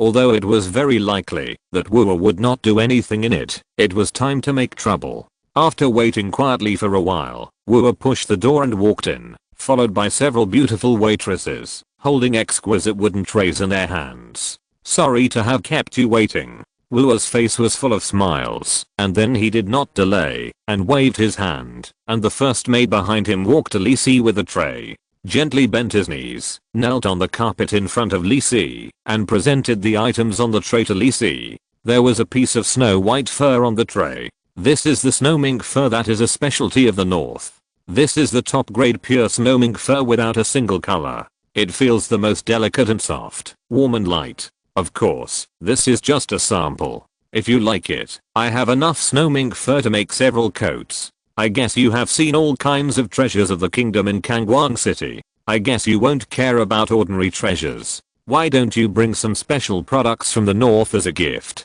Lisi picked up the snow mink fur and touched it, nodded and said, it's really good. I'll arrange it for me later. Okay. Wooer's smile became even brighter. He pulled the maid over and gave a few instructions, and then asked the maid waiting behind to bring the goods forward. This is the highest grade snow jade. During Wooer's introduction, Lisi accepted all the goods he prepared without hesitation. Anyway, he didn't have to pay later. Wooer's face was almost smiling. If Lisi really accepted all those goods, it would be a huge sum of gold coins. To be honest, although Wooer was an undercover intelligence officer of the Kingdom of Dylan, he really liked doing business. Although it was his mission to establish the Hansang Chamber of Commerce, he enjoyed it. However, he still couldn't forget today's mission. This Marquis Kane looked so young, he shouldn't be too tight-lipped. I wonder if he can get more secret information about Kangwang City. Thank you for your generosity. Do you need anything else? Wooer asked, rubbing his hands, looking like a real profiteer. Lisi smiled, put his arm on the armrest of the sofa, supported his head with his right hand and said, there is really something that only you, Wooer, can help me with. Lord Lisi, please give me your orders. Then I'll say it directly. Lisi tilted his head and looked at Wooer and said, can you tell me the information about the winter snake? Wooer's expression did not change, but he looked at Lisi with some confusion. Lord Lisi, what are you talking about? What is a winter snake? I have never heard of this specialty in the north. How could you not have heard of it? I can't have recognized the wrong person. Shadow snake, Wooer pal, Lisi said with a smile, but the smile on his face looked like a devil to Wooer. He even knew his real name and title, so he was not lying to him. Wu sighed, straightened his bent back and asked, I wonder how you found out, Lord Li Si. I think the Dylan Kingdom and the Feast Kingdom have a good relationship. Please give me a chance to redeem myself. Li Si laughed and said, since your king decided to invade the Feast Kingdom, we have been enemies. Waving his hand to stop Wu from making excuses, Li Si looked at him. If you have anything else to say, just talk to Earl Solo. In that case, Wu murmured, as if he had given up struggling in despair. Suddenly, a cold light appeared in his hand and slashed towards Li Si's neck. This Marquis Kane dared to say this in the Hansang Chamber of Commerce, which means that he is absolutely sure to keep him here. Maybe Earl Solo has already brought people waiting outside, but he is not the kind of person who surrenders without a fight. Now the only chance is to catch this Marquis Kane and make Anders Solo afraid to act rashly. As a silver level assassin, Wu was naturally very confident in his strength. Unfortunately, the actual situation was not as wonderful as he imagined. Clang! Wu felt a numbness in his right hand. Although the dagger he held was only a little distance away from Li Si's neck, it could not go any further. Li Si's long sword blocked Wu's dagger and even kept pressing in his direction. Don't be so anxious, Li Si said easily. Just wait for Earl Solo to come over. Wu gritted his teeth, suddenly retracted the dagger and jumped back, retreating from the range of Li Si's long sword attack. Just as he was about to call someone in, he saw Li Si throwing something out of the window. Bang! A huge explosion sounded outside the building, and the whole building shook violently several times. Before Wu could react, he heard noisy shouting from downstairs. It seems that I'm very lucky. Earl Solo happened to be nearby for some reason. Damn it. Wu forced his brain to calm down. Such a big commotion was not surprising. The other party must have been well prepared before coming. There is no way out. Wu took a deep breath and slowly disappeared from the spot. Li Si's expression did not change. He knew that Wu was not planning to escape. Ding, limited challenge mission triggered. Goal, defeat Silver Assassin Wu. Reward, depends on the completion of the mission. Chapter 221, the stupid technique has achieved great success. Oh wow. Li Si looked at the challenge task information that popped up on the system panel with some surprise. I didn't expect that the challenge task that had been silent for a long time could be triggered on Wu. Then I have to be serious. Li Si suddenly threw the long sword in his hand to his right. When the long sword was flying in the air and was about to touch the wall, it was suddenly knocked away. Wu's figure emerged, his face a little ugly. How did he know my position? How could a silver level warrior have such perception? It seems that Li Si's performance in using the long sword made Wu think that he was a professional warrior. Li Si didn't care about Wu's surprise and slowly took out a staff from the space ring. I always feel that throwing long swords has become more and more convenient recently. Do you want to learn a throwing specialty in the future? Wu looked at Li Si's behavior of taking out the staff in surprise. What is this operation? Li Si got serious, and brushing the completion of the task is the most important thing. The emerald staff in his hand began to flash with magical light, and Li Si began to cast various buff spells and protective spells on himself. 4th ring spells, Stone Skin, Advanced Protection Field, Strong Deflection Field. 5th ring spells, Enhanced Detection, Advanced Weapon Resistance. 6th ring spell, Iron Wall. Wu is not a fool, so he will not wait for Li Si to complete his battle preparations. With a flash of his figure, Wu instantly appeared behind Li Si, with the dagger in his hand emitting a dark grey light. Assassin's Combat Skill, Subterfuge. The effect of this skill allows Wu to continue to use skills that require the stealth state as a prerequisite for a short period of time after the stealth state is released. Assassin's Combat Skill, Shadow Strike. Wu chose to use Shadow Strike, passing through the shadows and coming directly behind Li Si and launching an attack. As one of the few skills that a silver level assassin can use with the power of shadow, the effect of Shadow Strike is very practical. Wu knew very well that it was very fatal to distance himself from the mage at this time.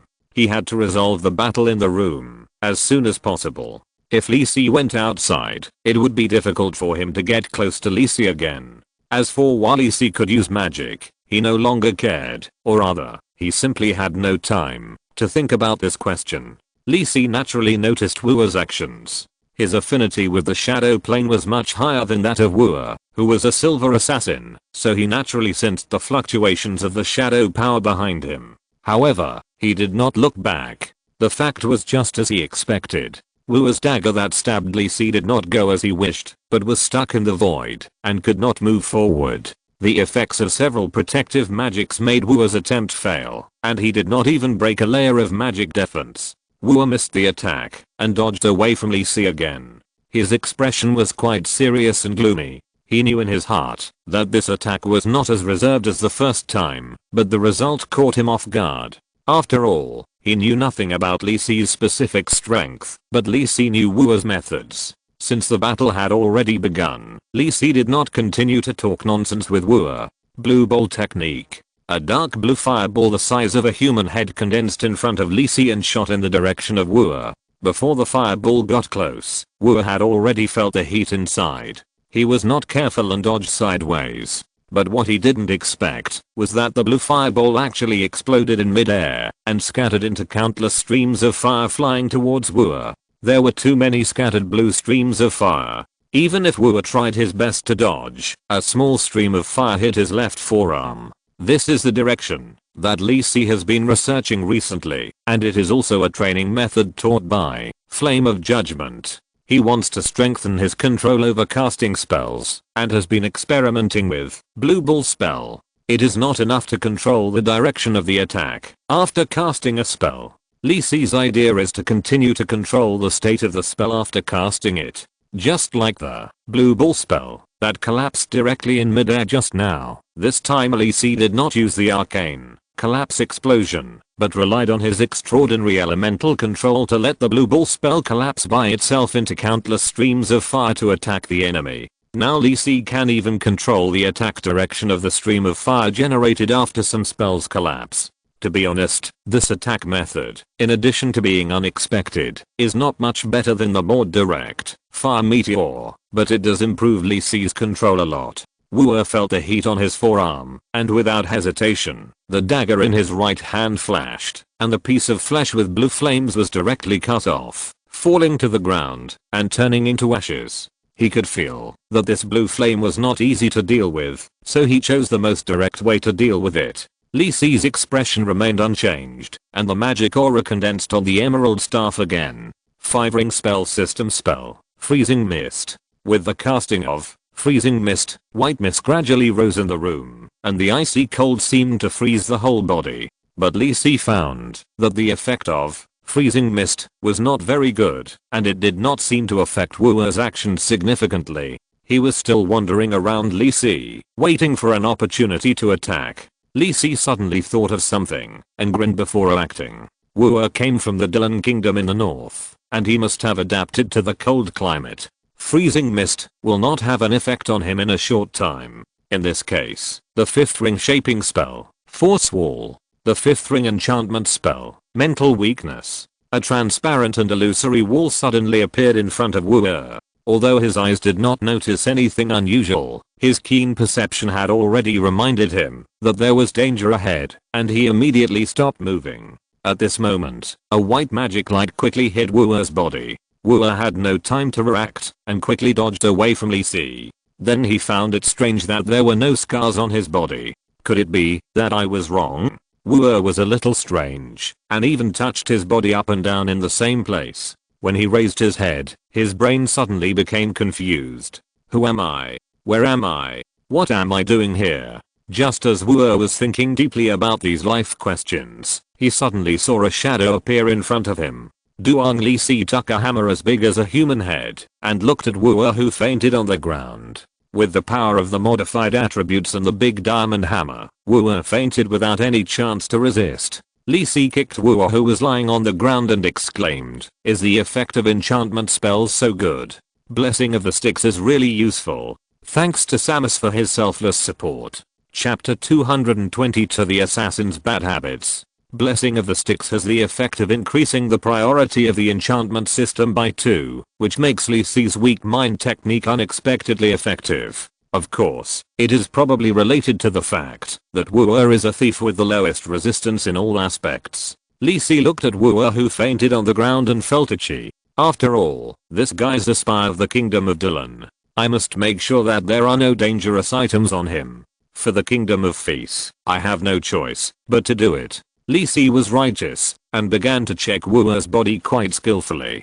Hey, there are really a lot of good things. Wu is the president of the Hansang Chamber of Commerce, but his real identity is a spy of the Kingdom of Dylan. He is actually ready to give up the Chamber of Commerce at any time. It is precisely because of this that Wu's storage ring carries a considerable amount of gold coins and other treasures. Lee Si took a rough look and found that there were about 100,000 gold coins and tens of thousands of various gems and magic metals. This is probably most of the savings of the Hansang Chamber of Commerce, and there may also be some funding from the Kingdom of Dylan. It's really a gold belt for murder and arson. Lee Si happily transferred the wealth into his storage ring. At this time, Lee Si noticed that the commotion downstairs seemed to be gradually calming down. Looking downstairs, Lee Si found that Anda Solo was standing in front of the building at this time and seemed to be instructing his men. Lee Si thought about it, grabbed Wu's neck, and lifted him up, and jumped directly out of the window.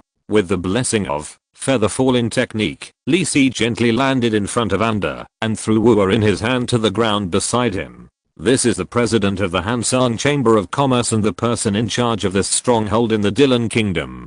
Thank you for your hard work. Anda nodded and understood what Lee Si meant. This was also decided during the previous discussion. If Wu stayed with Lee Si all the time, Lee Si would deal with him. Of course, Anda was not worried about Lee Si's safety. Just kidding. There were 2 legendary strongmen standing behind Lee Si, so there was no need to doubt his strength. How are the other searches going? Lee Si asked as he watched the terrified people being escorted out of the Chamber of Commerce by the soldiers under Count Solo. Although there was some resistance, it was all suppressed. We have found a secret room right below the Chamber of Commerce. I just went to see it. It is indeed the intelligence base of the Kingdom of Dylan. Anda had a headache and was not happy with the current results. All the evidence currently proves that the Hansang Chamber of Commerce is indeed the intelligence organization of the Kingdom of Dylan. However, the Hansang Chamber of Commerce has been rooted in the northern border of the Kingdom of Feast for more than 10 years. I think most of the actual conditions in the northern border have been explored by the Hansang Chamber of Commerce. When Anda thought of this, he was in a bad mood. Anyway, thank you for your help. Earl Solo put his left hand on his chest and said to Lee Si, if it weren't for you, Lee Si, if the Hansang Chamber of Commerce continued to develop, I don't know how much damage it would cause to the north. Lee Si smiled and shook his hand, saying, I really didn't do much, but Anda will face a lot of troubles in the future. Anda nodded seriously. Although he didn't know the specific time, it was almost certain that the Dylan Kingdom was preparing to invade. At this time when most of the kingdom's forces were gathering in the Birdage Kingdom in the east, was there enough power to stop the invasion of the Dylan Kingdom? Besides, it seems that things are not over yet. Lee Si turned his head and looked at the corner of the wall not far away and said with a smile, huh. Anda saw Lee Si like this and looked in that direction. Since you're here, come out and say hello. Seeing that there was no movement in the corner, Lee Si shook his head and said with some amusement, why do assassins and thieves have this bad habit of hiding in the corner to watch people? Especially after being discovered, they are always very confident, thinking that they can hide it. As Lee Si spoke, a flash of light shot out directly from his hand and exploded in the corner. The 4th level spell, Advanced Flash Dust. The effect of this spell is to produce a cloud of golden dust in the target area, which will be contaminated on the creatures and objects in that area. Invisible beings will be outlined by the light dust, and there is a chance of blinding. Flash Dust is a 2nd level spell, and the 4th level, Advanced Flash Dust, is its high level alternative, which can break the invisibility of the gold level assassin. Under the influence of Lee Si's spell, everyone saw a figure appear under the influence of the light dust. Damn it. Seth took off the cloak that was stuck with the light dust and threw it aside, his face gloomy. He had observed carefully before approaching, and there were no high-level assassins among the people brought by Count Solo this time.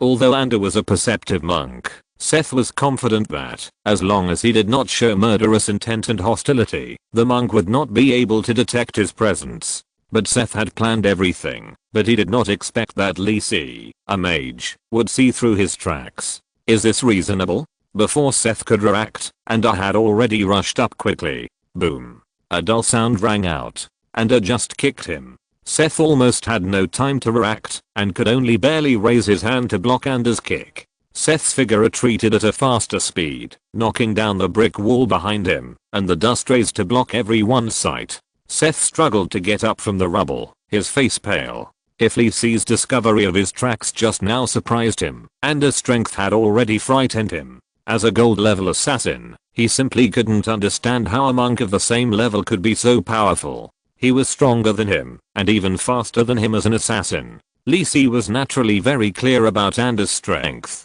As a disciple of the legendary monk, his strength was considered to be one of the top few below the legendary. Before, Count Solo was hiding his strength and paralyzing the enemy, but the changing situation did not allow him to hold back any longer. This gold level assassin appeared here, and he must be a high-ranking figure in the Dylan Kingdom. He had already realized the situation and urgently needed more detailed information. Anda did not give Seth a chance to breathe.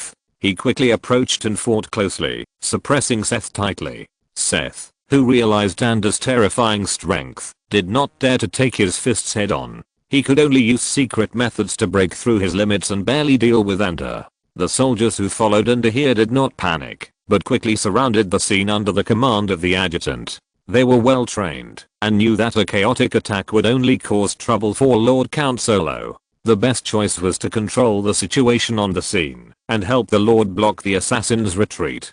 Chapter 223 Ending and Harvest. Anda, we can't let him go. This is the real leader of the Winter Snake, Seth. Lisi, who was not far from the scene, did not intervene, but reminded Anda. Hearing Lisi's voice, Anda's attack became more powerful. The existence of the Dylan Kingdom's Winter Snake is beyond doubt. If this is really the leader of this organization, then he is really a big fish. Seth wanted to die. What was going on? He was just following Lord Anna's orders to retrieve information from all over the Winter Snake. How could it turn out like this? He thought his identity was well hidden. Only a few leaders of the Winter Snake knew of his existence. Why did this Lisi directly call out his name? There must be a traitor. Wait. When I get back, I will find you and kill you. But soon. Seth had no time to be distracted, and his attack was like a storm. Although he did not have any gorgeous and exquisite skills and moves, he was suppressed by his smooth punches and kicks, almost suffocating him.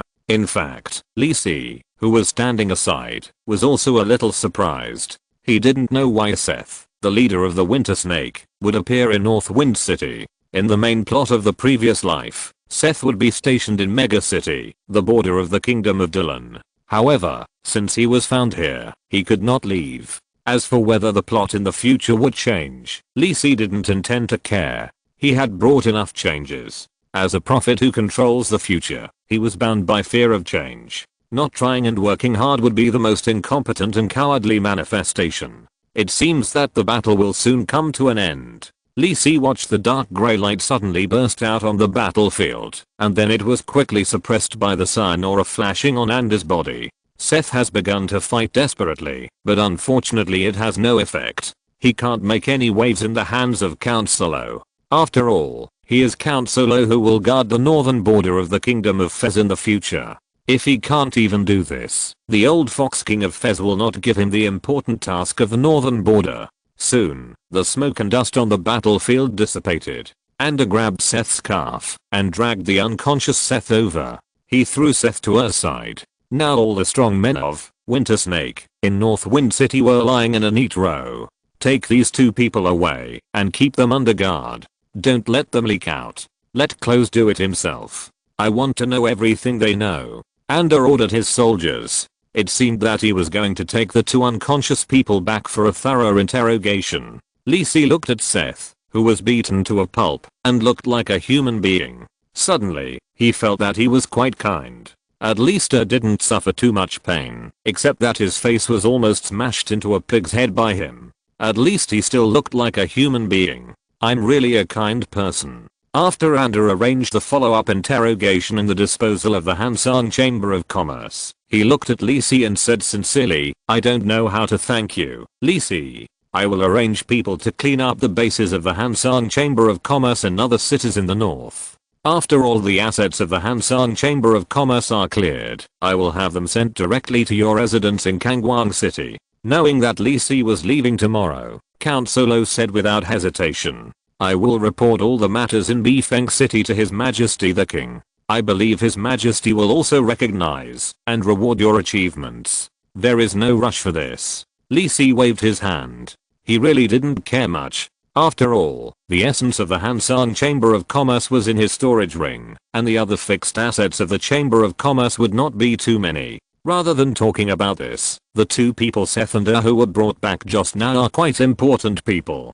As high-level members of the intelligence organization, Winter Snake, they may have special seals or restrictions in their bodies and souls. If you want to get intelligence, you have to pay more attention. Li Si reminded kindly.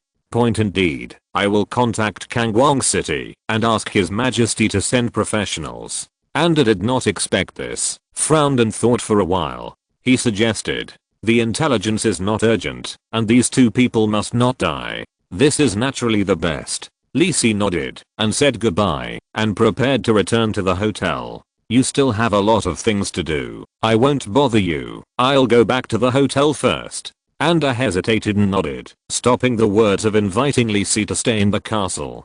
He is indeed very busy, and the storm is about to come. After returning to the hotel, Li Si noticed that there were not many people in the lobby of the hotel. Probably all of them went out to play. Fink was there, but he was standing in the distance hesitantly, and I don't know what he was thinking. Li Si didn't care about Fink. He had more important things to do. Return to the top floor of the hotel, the most upscale room, and lock the door. Washing hands, washing face, and lighting incense, Li Si put the Arcadia good luck brooch on the table in front of him. Although this is not a lottery, and the task reward has been determined, Li Si always feels that this will make his luck better. After making preparations, Li Si called out the panel without hesitation, and clicked to complete the limited time challenge task. Limited time challenge task triggered. Goal, defeat the silver assassiner. Reward, depends on the completion of the task you used. Weak mind technique. Honor, judgment successful. Fell into, confused, out of control state. You used a special heavy iron hammer to attack her. You defeated the silver assassiner LV80. You gained 100,000 experience points. You defeated the silver assassiner with a great advantage and completed the limited challenge task. Judgment, cross-level challenge. Judgment failed. Reward unchanged. Judgment, fight with all your strength. Judgment passed. Reward increased. Judgment, hidden, complete crushing. Judgment passed. Reward increased. Task completion rate 150%. Rewards are being distributed. You get 1.5 million experience points. You get the expertise, two-handed mastery, shadow focus. You get the skills shadow. Cloak cunning. You get the item, Nurse Diary. The reward is okay. Li Si looked at the information on the panel. They were all good skills and expertise, but he always felt that they were not as good as he imagined. Expertise two-handed mastery. Your hands are equally flexible, and your non-dominant hand no longer suffers damage penalties when using weapons. This expertise is a very important expertise for dual blade professionals, which can greatly increase their combat strength. But for Li Si, the effect is average, and it is not very useful. Feat shadow concentration. When you sneak with the power of shadow, the cost is reduced by 30%, and the affinity of the shadow plane increases slightly. This feat is more important to Li Si in terms of improving affinity. Subterfuge, needless to say, is a skill that assassins and thieves must learn. Shadow Cloak is also a magical skill for assassins, which immediately removes all adverse magic effects on yourself and increases your resistance to all spells by 50% for 5 seconds. This skill can remove control and increase spell resistance for a short period of time. It is the core skill for assassins to counter mages. Looks very strong, doesn't it? It's a pity that Li Si had learned these two skills from Joyce a long time ago, and this time he can only improve the proficiency of these two skills a little. Forget it, today's harvest is already great. Li Si touched the ring on his hand and thought so. Sorry everyone, I'm going to quit the circle. It's so disappointing. I feel that being an author is getting less and less interesting. I write but it's a failure. My passion for writing has gradually faded. I will write for the last 12 days and I won't write this year. If you're listening to this novel on a channel other than Fanfic World, it means they downloaded and uploaded it without effort. We cordially invite you to visit our channel, Mundo Fanfic Novelos. There you'll find the original version of this story and you can explore many other novels of various genres. We're waiting for you to immerse yourself in a world of incredible novels. Chapter 224, Poaching. Bifeng City, the city gate. Unlike other cities in the Northern Territories, the city gate of Bifeng City is not made of wood splicing, but is made of the hardest black wood in the Northern Territories, and at the same time, it is wrapped with a thick layer of iron sheet on the outermost layer. Lisi can even see a variety of reinforcing magic patterns on the city gate. Just this city gate alone, even a gold level strongman can't think of breaking through it in a short time. Today is a day when the Fisi Chamber of Commerce has finished repairing and continues to set off. The winter in the Northern Territories has gradually arrived, and the chill in the bleak north wind can't stop drilling into the seams of clothes.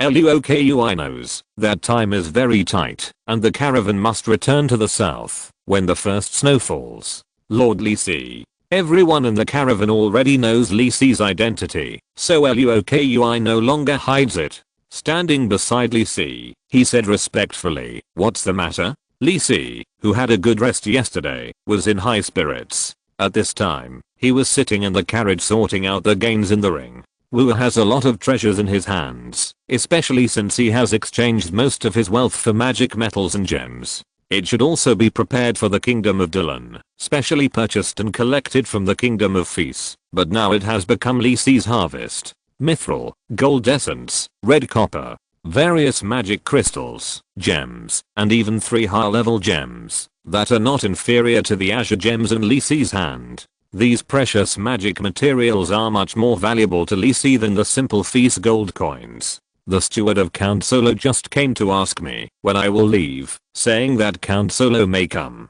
Luokui said. He naturally couldn't afford to offend these two big guys. He had the consciousness of being a messenger. I know. Lisi nodded. After his reminder, Count Solo should have realized the invasion of the Kingdom of Dylan in advance.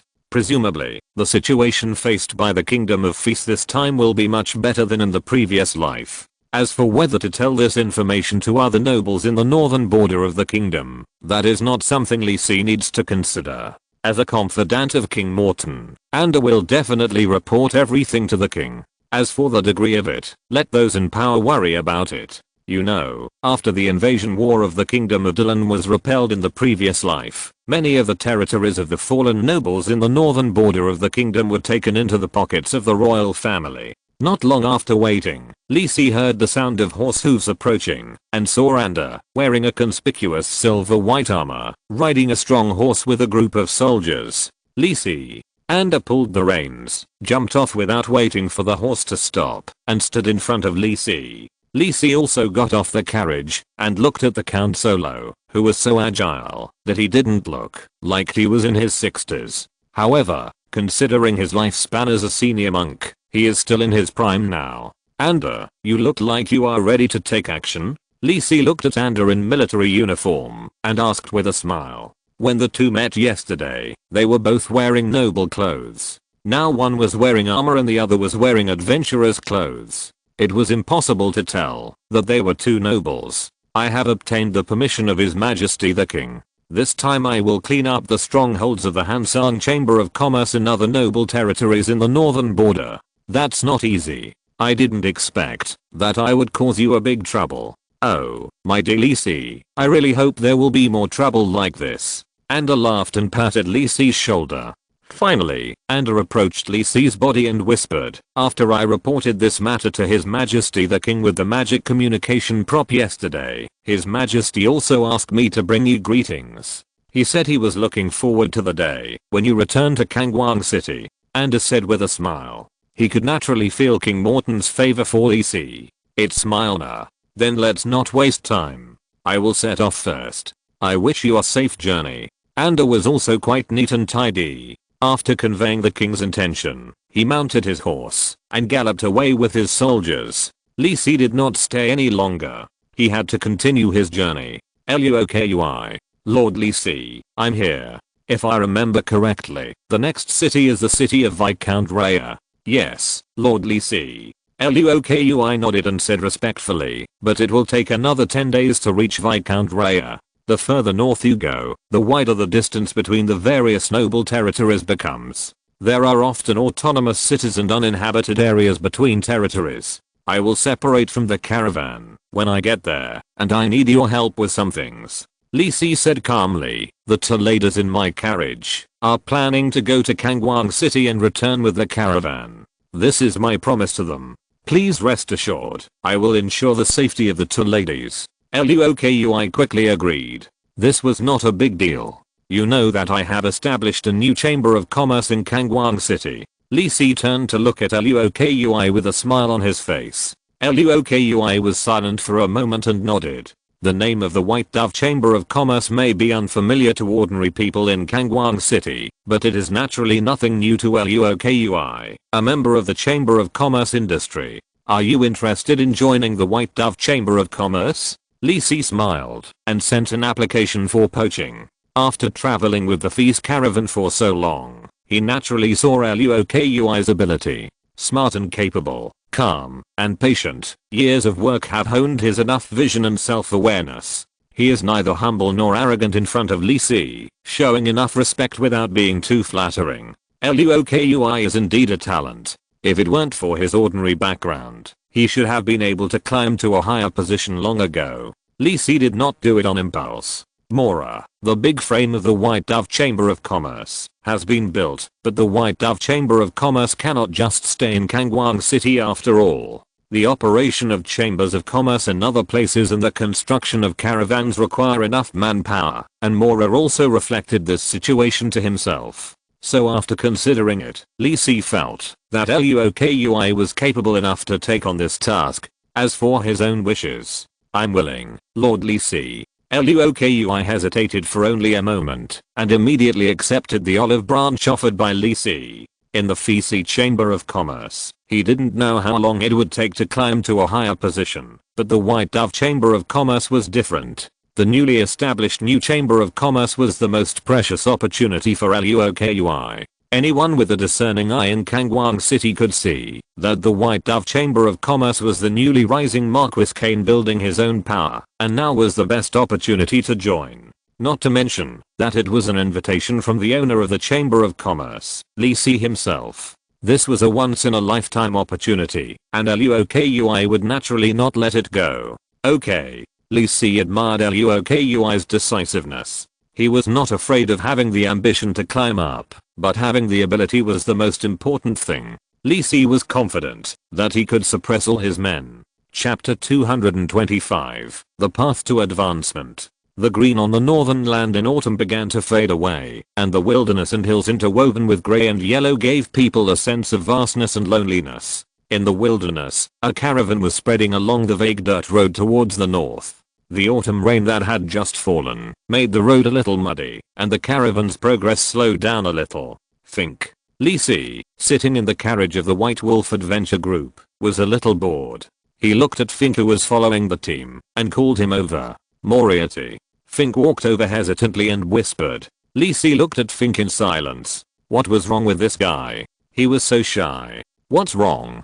Why do you look like this? Fink looked at Li Si sitting in the carriage in front of him, scratched his head a little embarrassedly and said, nothing. I just feel that a friend I know turned out to be a big shot, and I'm a little uncomfortable. You are still too young, haha. Li Si took out a piece of honey candy from the storage ring and threw it to Fink. As if sensing that Li Si's attitude towards him had not changed, Fink seemed to relax a little. After tearing off the candy wrapper of the honey candy, Fink trotted a few steps and jumped onto the moving carriage. He sat on the side of the carriage and said vaguely, hey, I have heard about how powerful the nobles are since I was a child, but now I find out that you are a real noble. Then why do you still call me Moriarty? Li Si lay on the luggage in the carriage, looking at the blue sky. Point Lord Li Si. Haha, I just wanted to tease you at first, but I didn't expect you really didn't notice it. Lisi said with a smile. Can you blame me for this?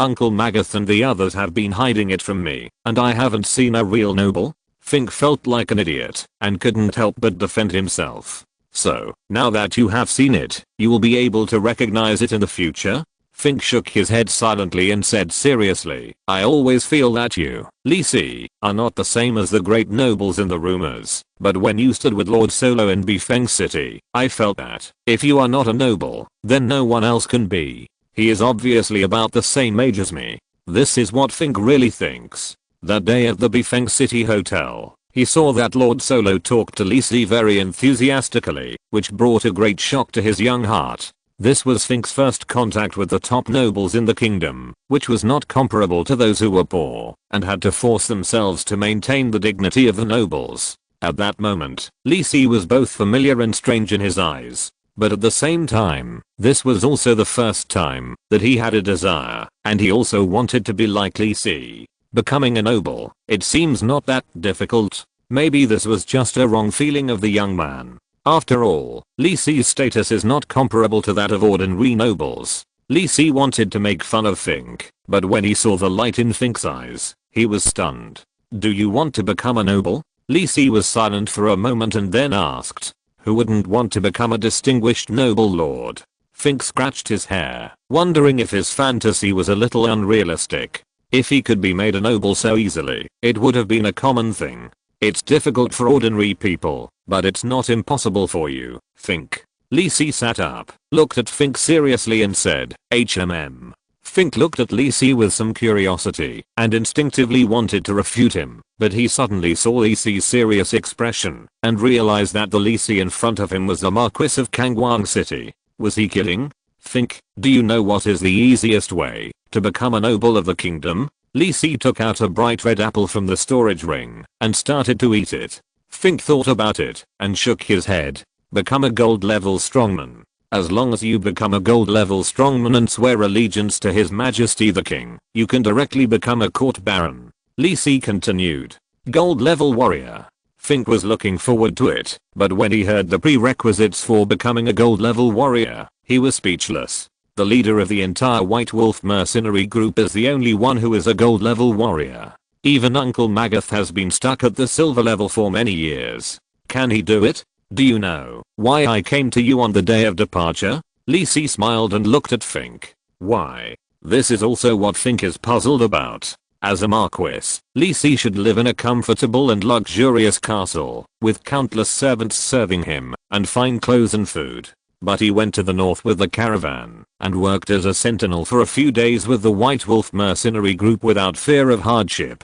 Fink could not imagine that the nobleman would do this before. Because of you, Fink. Lisi raised his right hand and pointed at Fink, smiling. Because of me? Fink asked in confusion. In this world, after all, your own strength is the most important. Only if you have enough power can you realize your wishes. For example, you, Fink, you will become a gold level strongman in the future. Lisi looked at Fink with a smile, but his expression was a little serious and solemn, just like a church priest conveying the will of the gods. In short, a charlatan.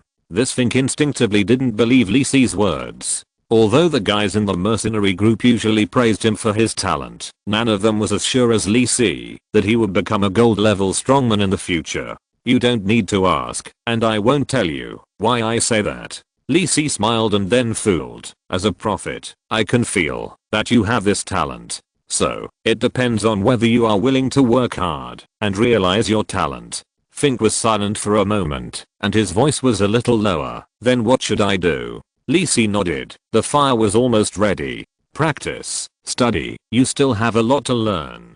Follow me to study these few days. I will train you well. Looking at Lisi's eagerness, Fink suddenly felt something was wrong. Are you planning to beat me up with this? Lisi naturally has his own plans. Fink's future achievements prove that he has enough talent, but the actual situation now is that he is progressing too slowly. The reason why nobles are nobles is that they have long strength in their family bloodlines, and sufficient learning and growth resources are also indispensable. Unless they really have no talent, no noble will let the children of the family waste their time. Of course, the civilians in this world are not without a way out. The existence of extraordinary power allows the vast majority of ordinary people to have a channel for upward promotion.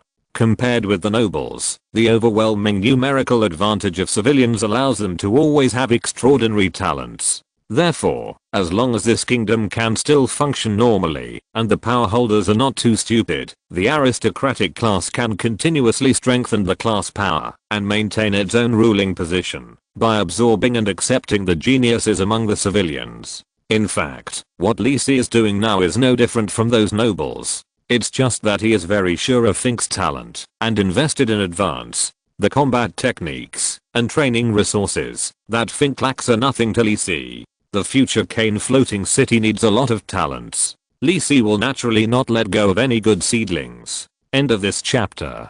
Thank you very much for reaching the end. Don't forget to like. Looking for more exclusive content and immediate access? Subscribe to our Patreon. Remember, every like, subscription, or donation encourages us to continue. Thanks to everyone. See you in the next video.